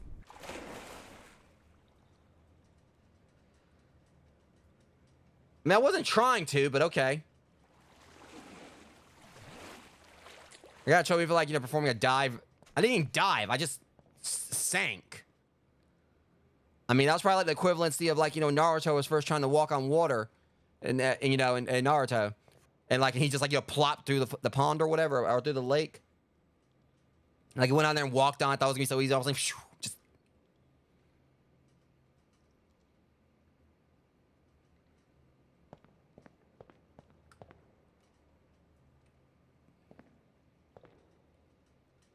Stairs painting is part of the back rooms. Oh.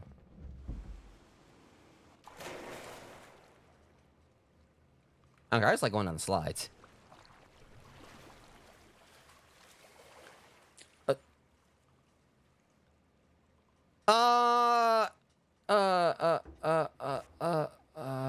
Shit. Oh no. God dang it!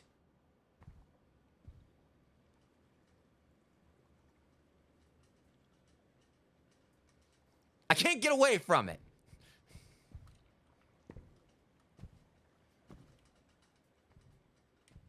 I swear that they're trying to reference level 0 from backrooms now. Like literally level 0. I swear if that freaking black spaghetti, that freaking licorice pubert yeah. For those who don't know, in Escape the Backrooms, I named like the little monster you fight in the first area. I named it Pubert. Sorry, Pubert pops up out here.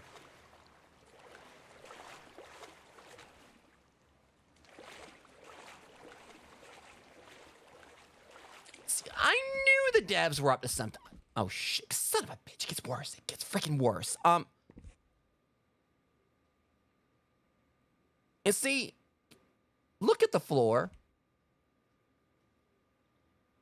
It's so damp, it's glistening. They're literally like doubling down the whole fact of like how like the floor is like in level 0 or like damp. Oh no. I swear, if they lied and said that like there weren't any entities, I ended up encountering that black liquor son of a bitch. Oh god dang it. Okay, now we're going to bring Doctor Who up in here. I'll take going to Cardiff over this. Even I know like the box, like the TARDIS is blue, but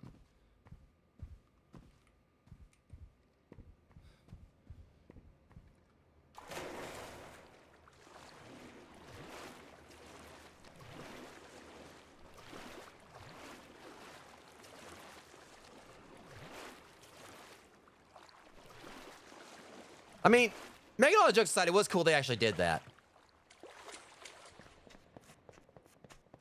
They're like, nah, fam, you ain't gotta worry about that. So you're God. I said you're God.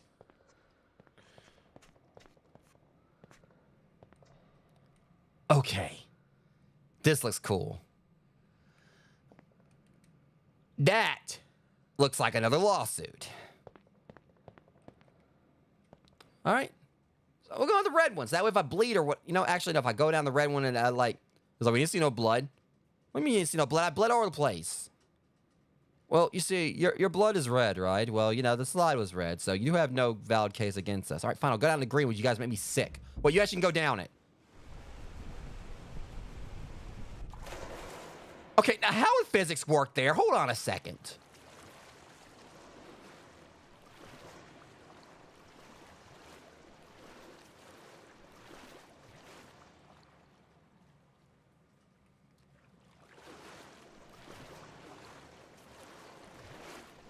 I would just kind of figure, you're going down this. It'd be like the same as you just going off a building or whatever. Like if you figure like when I would have hit this corner right here, I would have busted my ass. I would have broke both ass cheeks.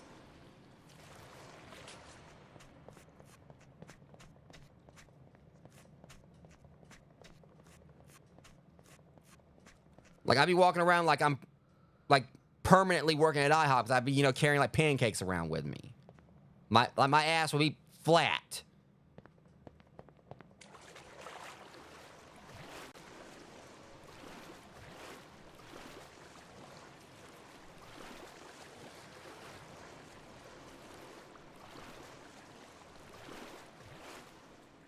Okay, that just didn't look unsettling at all.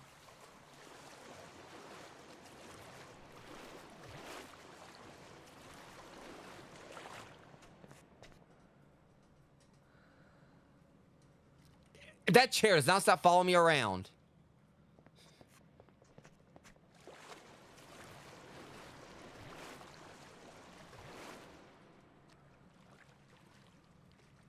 Oh, oh, no, no!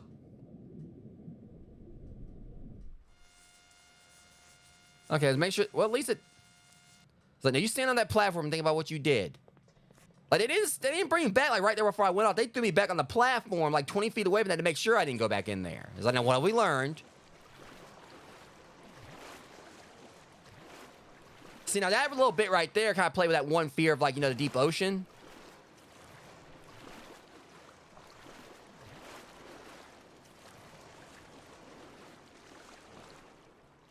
How's that?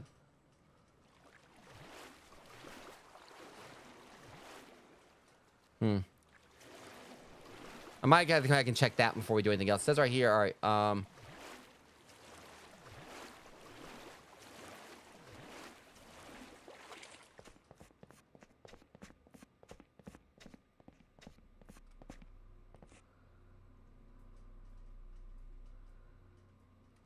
let's go and check the other way. That doesn't like that's gonna be a good time if I fall down in there. It probably would like reset me back, but I want to go down one of those slides though, and I'm going up here to see if I can do that.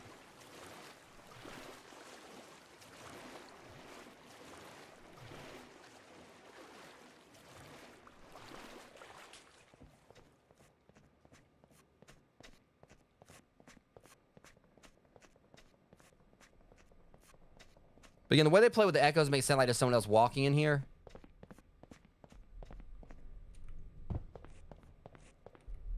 All right, this made me think of the Stanley Parable adventure line from the Stanley Parable.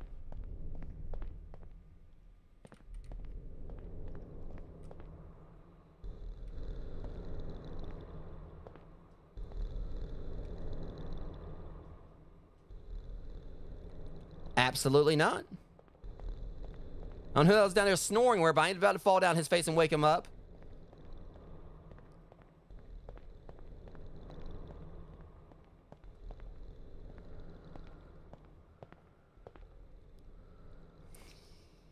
You know what? I kind of want to, just to see what happens. But I also really want to go down this slide. Oh my god, decisions. Is that going to lead us out of here? Because let me see if it does.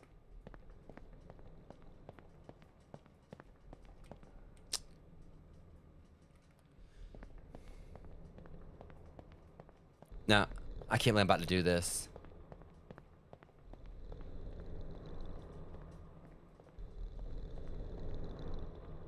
Hey, wake up.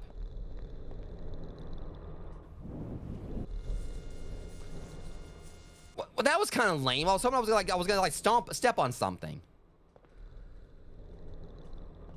And in fact, they sent me all the way back over. It's like, no, dumbass, you take your ass on down that slide.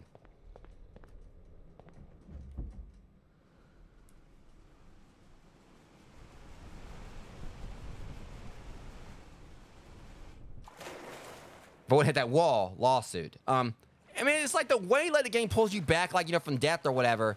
It's almost like it's like condescending in a way. It's like, do as you're told. Like, it just sends me on my way. Like, it just gives me a slap on the wrist and just pushes me off. It's like, all right, fine, whatever, I'll go.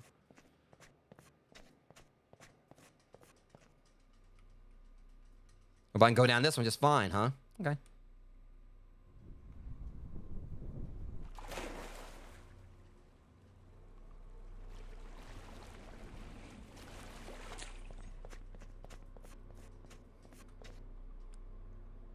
You know, I probably would feel like a little bit better. Oh, God.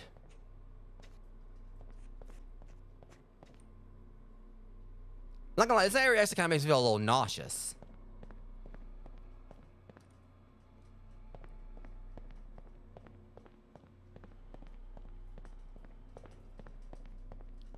Whew. Okay, definitely gotta get the hell out of here.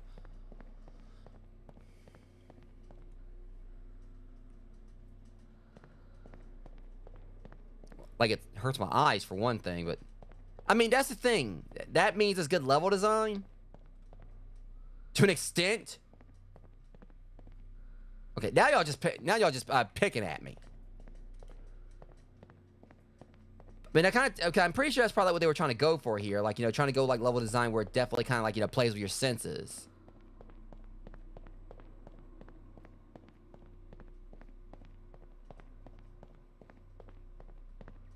Yeah. I think you made that joke when we were playing Escape the Backrooms last time, too. When we got to the, stairs thing. All right, but this is, I mean, that's a thing. All right, yeah, this is where I landed.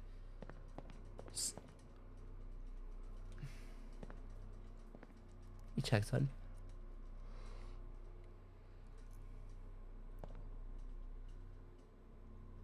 Okay, never mind. I thought for a second, I was like, wait a minute, something ain't right here. These lines look different. But that's like how it is with a lot of them. So yeah, it's definitely like a sensory thing here. You know, which kudos to the devs on this and whatnot, because like I said, you know, when you're going with a game where it's like, you know, you're basically wanting the levels do like, you know, most of like, you know, want the atmosphere, like, you know, and all that to kind of like, you know, do the talking and carry everything. You know, things like this definitely help. You know, in regards to like, you know, something like they make people feel unsettled, or it can kind of like really mess with their senses. I mean, you don't want to be where it messes with it too much, but obviously if it's too much, then they just turn the game off and try again later. But so the way this kind of like does make me feel like a little nauseous. It's nothing like bad. That's the thing. But hey, how it would be for like for someone like, you know, probably like wouldn't be able to hold it together as much. So now right here it's not bad because, you know, it's all like well lit up and it's just like one set of lines. But the way they were kind of doing the whole thing where you had like different like, you know, the lines were crisscrossing and everything. And that's a random ass escalator. Okay, but this right here, hold on a second. Just gonna do this one more time. So if I'm right, let me go out here. You notice how he's going like a lot, he's going a lot quicker out here. Well, the way they got the line set up in here, check this out. It makes it seem like he's going slower.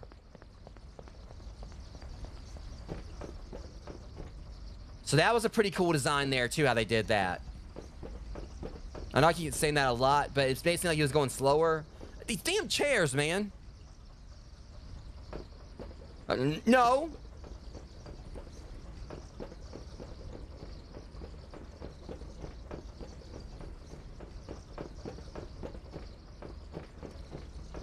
See, what really gets me, this thing like everything's continuing to slowly unravel more and more. When we started off, it was just like just a random pool, like a standard pool room. But now all this is going on.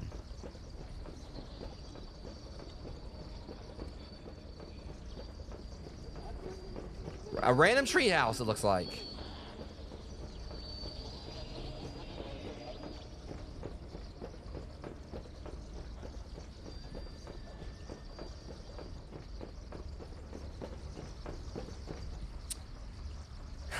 Here we go again.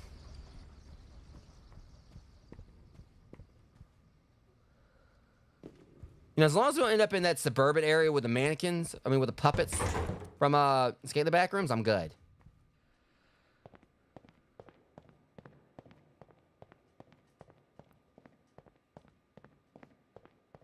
All right.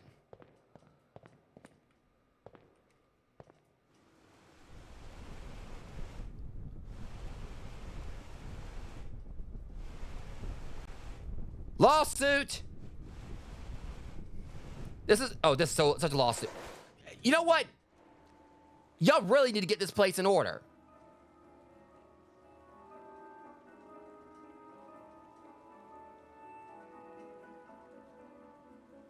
Now what is this?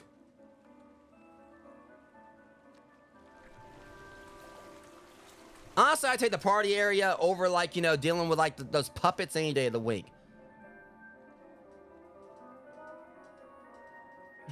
It's just great. Now we're on a set of friggin' Mr. Rogers' Neighborhood. It's a beautiful day to get your ass kicked, if you know.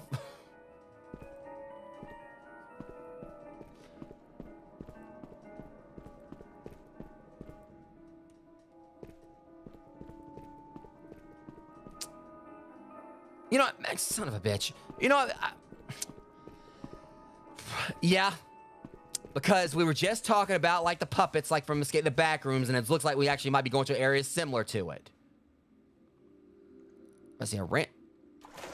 Hey!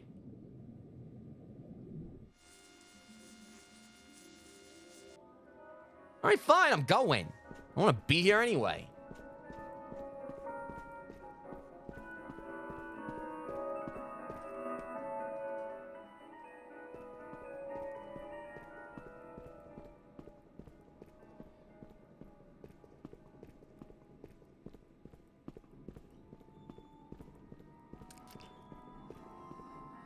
Oh, God. Okay. Now they're playing on that one. So I can't remember what the actual. I don't know if it's actual fear or whatever, but it's kind of like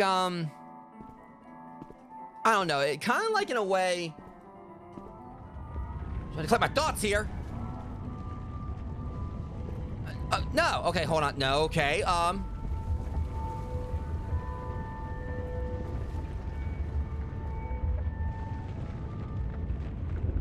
What I was trying to say is that whole concept of how like we have like a suburban area and the houses all look the same and everything. A good example is Edward Scissorhands. You know, how I think like, you know, like it had like that whole suburban, area where everything was so normal, it was abnormal, and yet Edward seemed like he was actually the one that was normal compared to all of them, if that makes any sense. Because Edward was obviously supposed to be like the odd one out because of his hands and the whole, and the, the S&M style attire and everything and whatnot. But then when you kind of look at everyone else, it seemed like something was wrong with the entire neighborhood because like all their houses look so, normal. The way they dress was like so normal. It was like really strange. But then you have like that right there where like all the houses look exactly the same and everything. I don't know if I can really kind of like really get a good idea on like, okay, now we're just in a random house here. But yeah, that's kind of like what that made me think of. How like, when a place looks so normal, like a suburban place looks, so, normal, something seems off about it. And that right there, like obviously like, all the houses look exactly the same. And I think that's one of the reasons why the whole dream core thing, as Matt called it, like, the one stage I'm not really the most fond of in Escape the Backrooms with the puppets and the, the castle in the sky and everything, which is basically like the last one we completed on the previous episode, Escape the Backrooms. How like everything looked, too normal.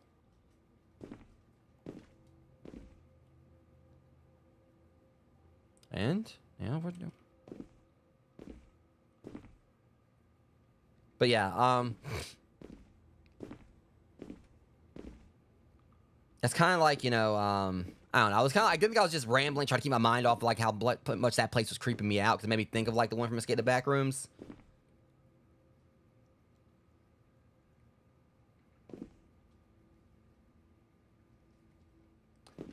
I ain't gonna judge, but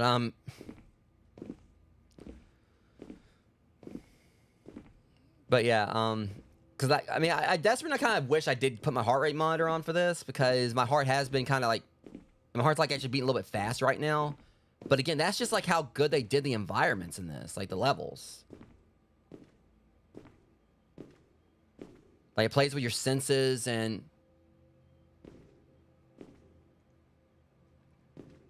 God dang it, Mac. But yeah, it's just like the way it kind of like plays around with your senses, like, everything around you, the noise. Like, I keep on talking about the sound design and everything. I went into this like not actually thinking I was going to enjoy it this much, but I still want to, give it a shot, of course, and this just sucks. And now they're playing on claustrophobia. So I'm not claustrophobic per se, but I'm actually feeling a little bit of tightness in my chest right here. Just because, whew. Yeah, I need to get out of here.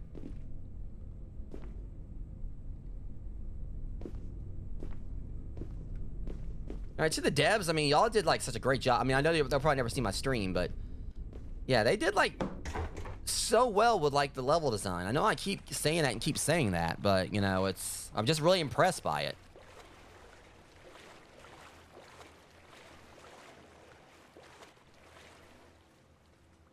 This is like one of the places I saw earlier, I thought. I was talking about like this. When we were like, I thought we was here before, but I don't think we were. But I think it's like the lights.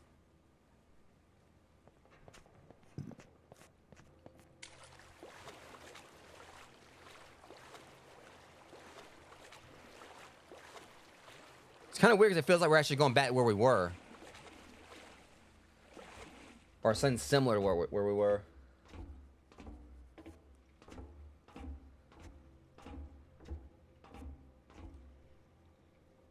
Okay, yeah, this ain't where we were. All right, move, boys. I'm coming through.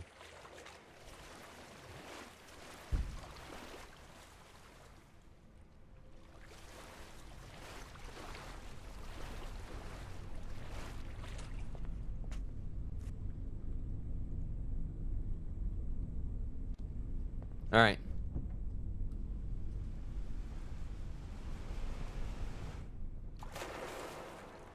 Okay, I dodged a lawsuit on that one, but y'all really need to, like, watch out, like, you know, these things maybe take these landings.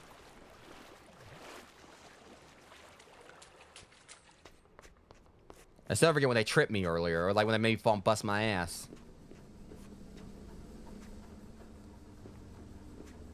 Okay, so it's a massive sauna.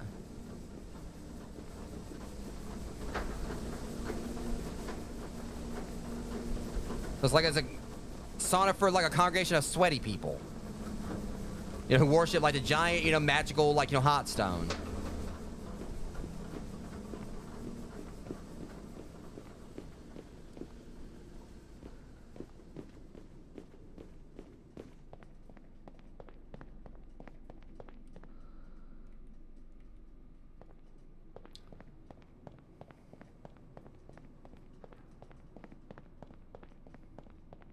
I really need to watch which one of these windows I look in, because they said there's no monsters, but they didn't say anything about jump scares. You know, I haven't encountered any jump scares yet. That friggin' chair, man. 2 of them. That chair's following me everywhere, I swear.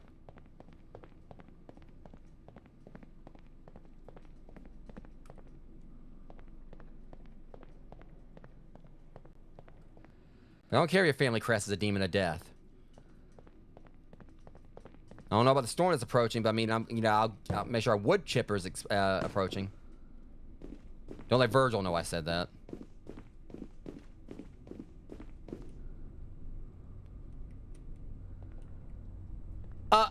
Huh? Okay, so... Jigsaw will be all over... Hang on a second. Wait, why are you climbing down in there? Nice going, dingus. Of course, I'm the one that made him go down in there knowing dang well there was no floor.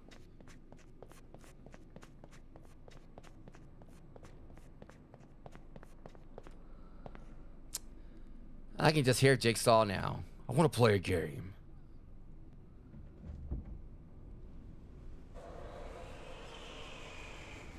Hey! I know I heard that thing start up.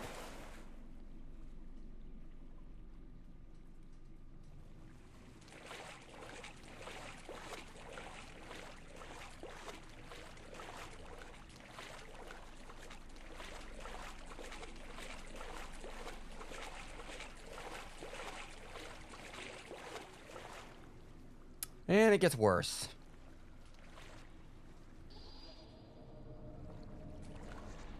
Shut up, Siren Head. Insert groan here, Mac.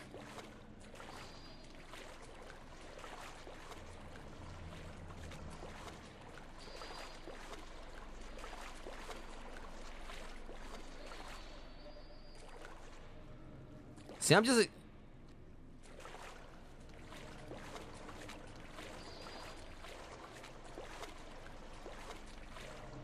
Okay, in a way, this makes me think of, like, the aqua ring from Resident Evil. The first Resident Evil. I guess just because, like, the walkway, and as long as we ain't gonna have, like, a Neptune come out from below and try to eat me. Zombified Great White Shark, for those who never played the first Resident Evil.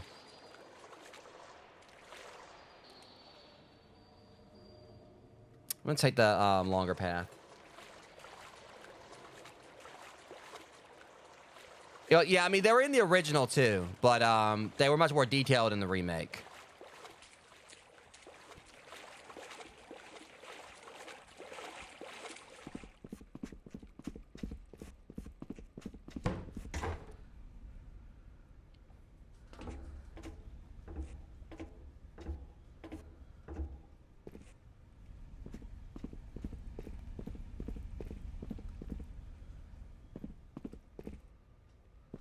Okay, so some random damp-ass sleeping quarters.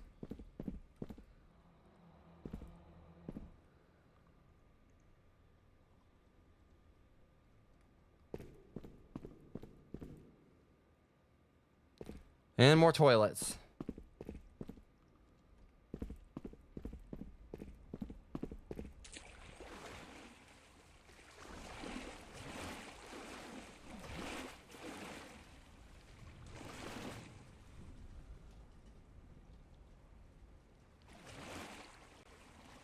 You know, I ain't liking this.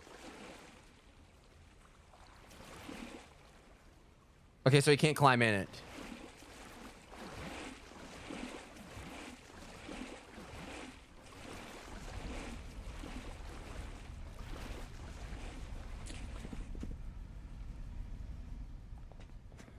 All right. Let's head up this way. Is that an easel?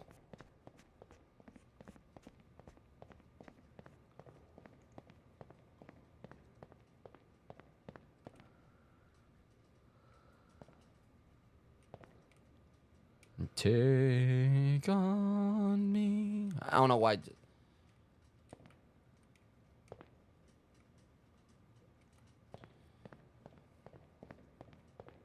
me my ladder. Whatever. I still never forget that jackass took.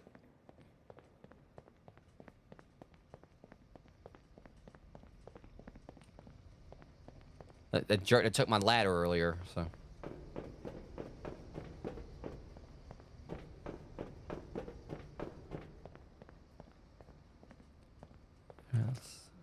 See, last time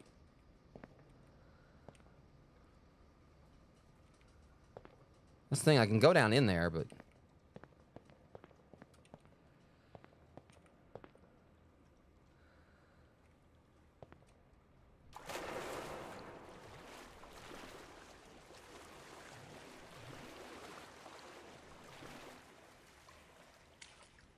My guess is like, you know, wherever you explore, you know, you got like multiple ways to kind of get out of the level.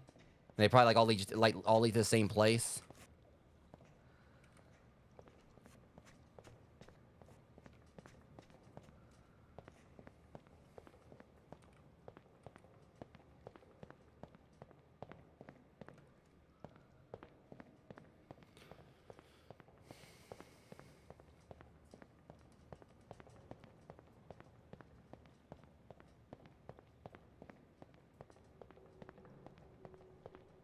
Let's see. The fucking chair.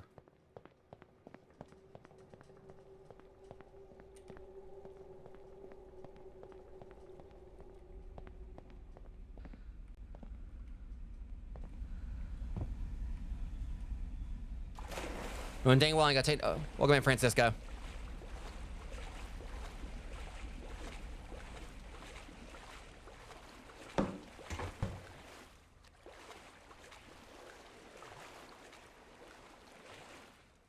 You know, I don't think this is like, you know, what, like, you know, wet nap actually means.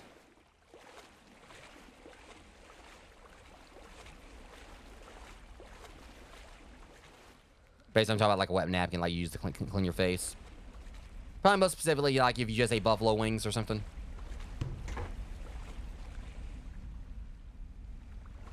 And that was such a horrible joke, and I don't care.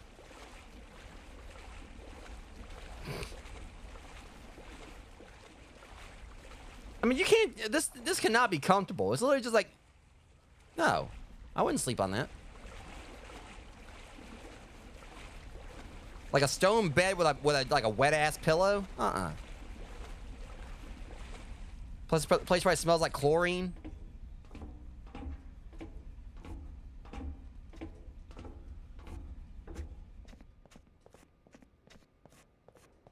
But this has probably like been like one of the longer areas I've been to.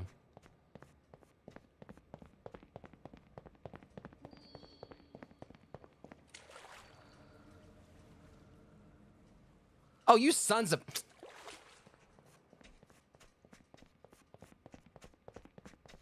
So this is the other path. See, they're trying to trick me now. That's what they're doing. I mean, that's what they've been trying to do. But I'm trying to think. Should I go back that... No, because I don't think I can go back that way. I think you know, that was a point of return back there. All right, game. We'll go back around the other way. We shall go back around the other way. And I will not come back this way again. was like, well, you wanted to try to figure. Yeah, it's like, well, you wanted to, like, explore both paths. We were facilitating. I was like, I didn't ask you to.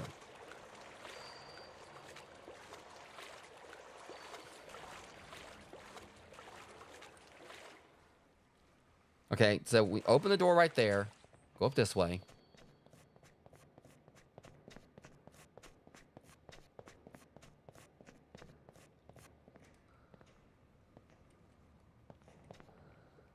I swear it came up this way at one point before, too.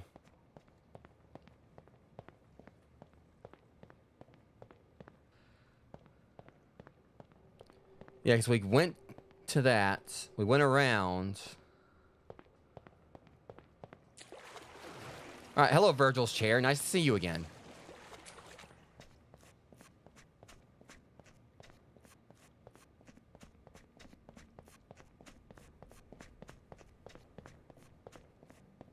Okay, well, maybe we're getting somewhere this time because it's like a completely different area.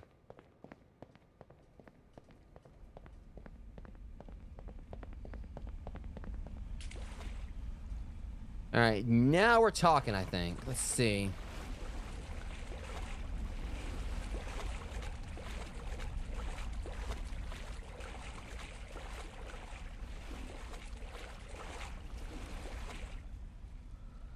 Oh, great, now the chair's upgrading.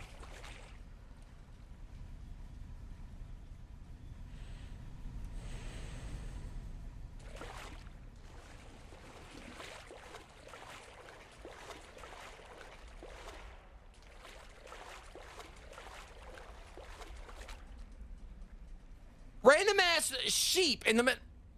Is that thing alive? I cannot with this game. Random ass fully, fully alive sheep. Waiting for Jack to draw like one of its French girls. So you come here often?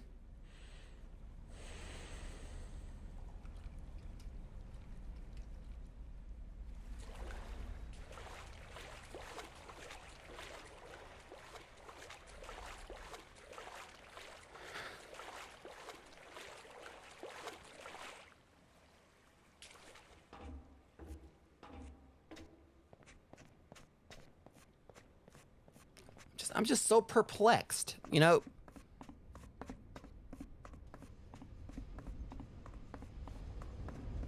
Oh, God.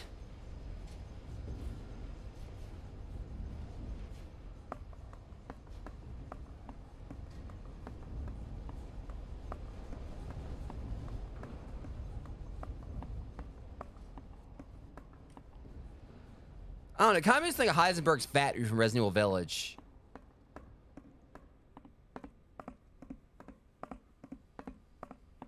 Because in the background they have like the spot where, like, with the I can't remember what they were called, but his androids or his robots, cyborgs or whatever.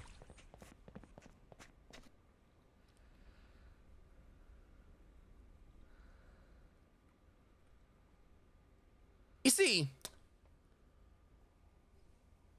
this is the part where, if I really, wanted to, I would just, refund this game on Steam. I wouldn't do that to the devs. I wouldn't. I promise I wouldn't. But you see, that's just, why would they play on the fact that I don't like statues and mannequins like this? Ugh, my God. All right, James, just don't notice them. Just go on through, just don't.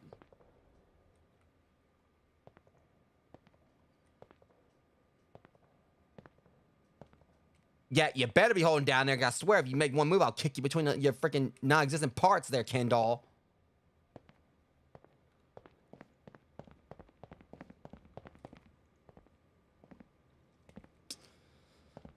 Okay, I'm good. I'm good. That sucked.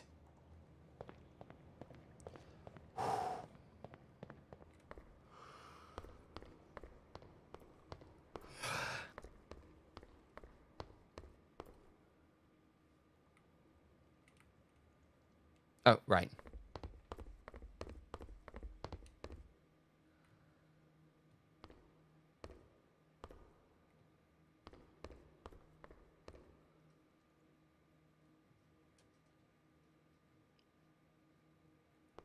The Wreck-It Ralph or...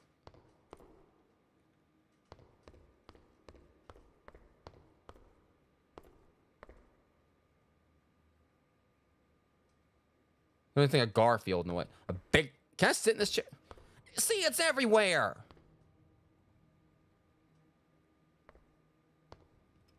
I totally wish I could have sat in the chair. That would have been hilarious.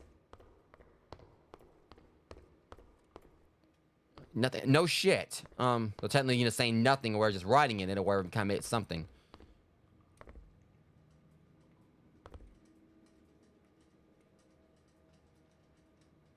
You know, for a second, I thought that was a mannequin mooning me.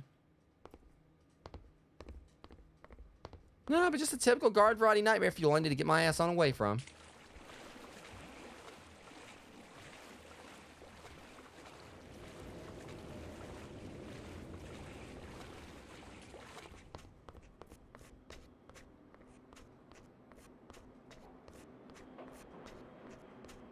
I'm guessing we must be like pretty close to the end here, because you know.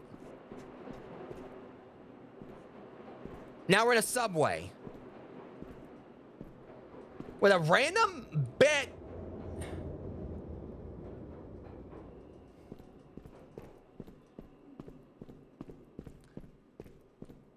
Oh, yeah, I get it. You were in the painting, all right? Yeah.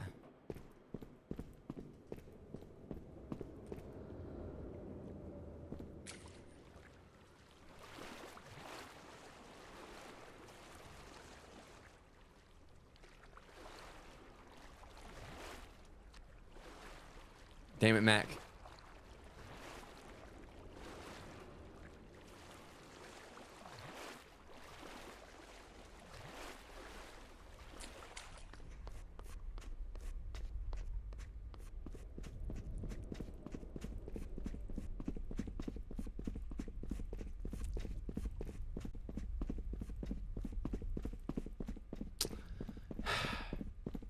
You know, Mac, you're talking about those endless stairs in Super Mario Brothers or whatever, Super Mario 64, whatever. Yeah, here we go.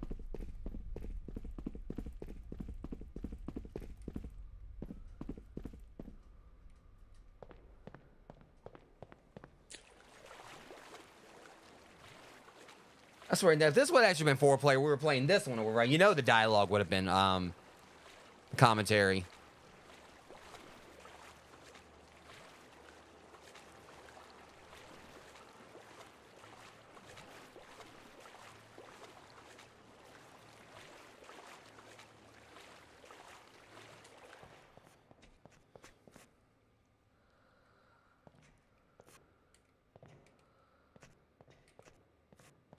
Oh, shit. Ah.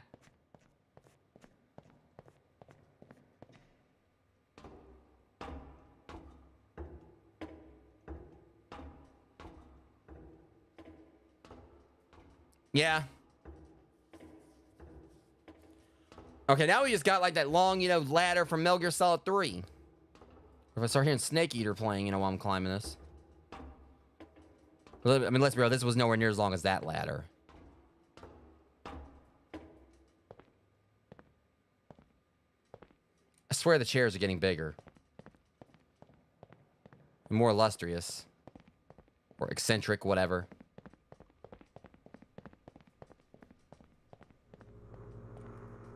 See, yeah, I'm gonna leave now. No, y'all ain't doing that to me now. No, forget it.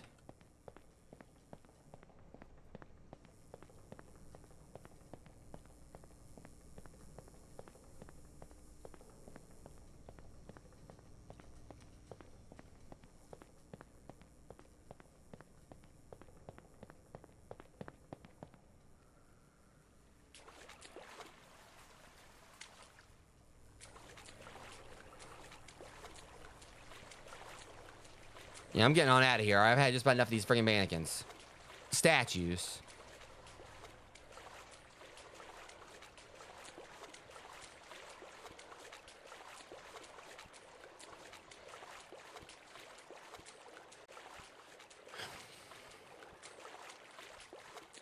That's the thing, like, this chapter has been pretty friggin' long, though.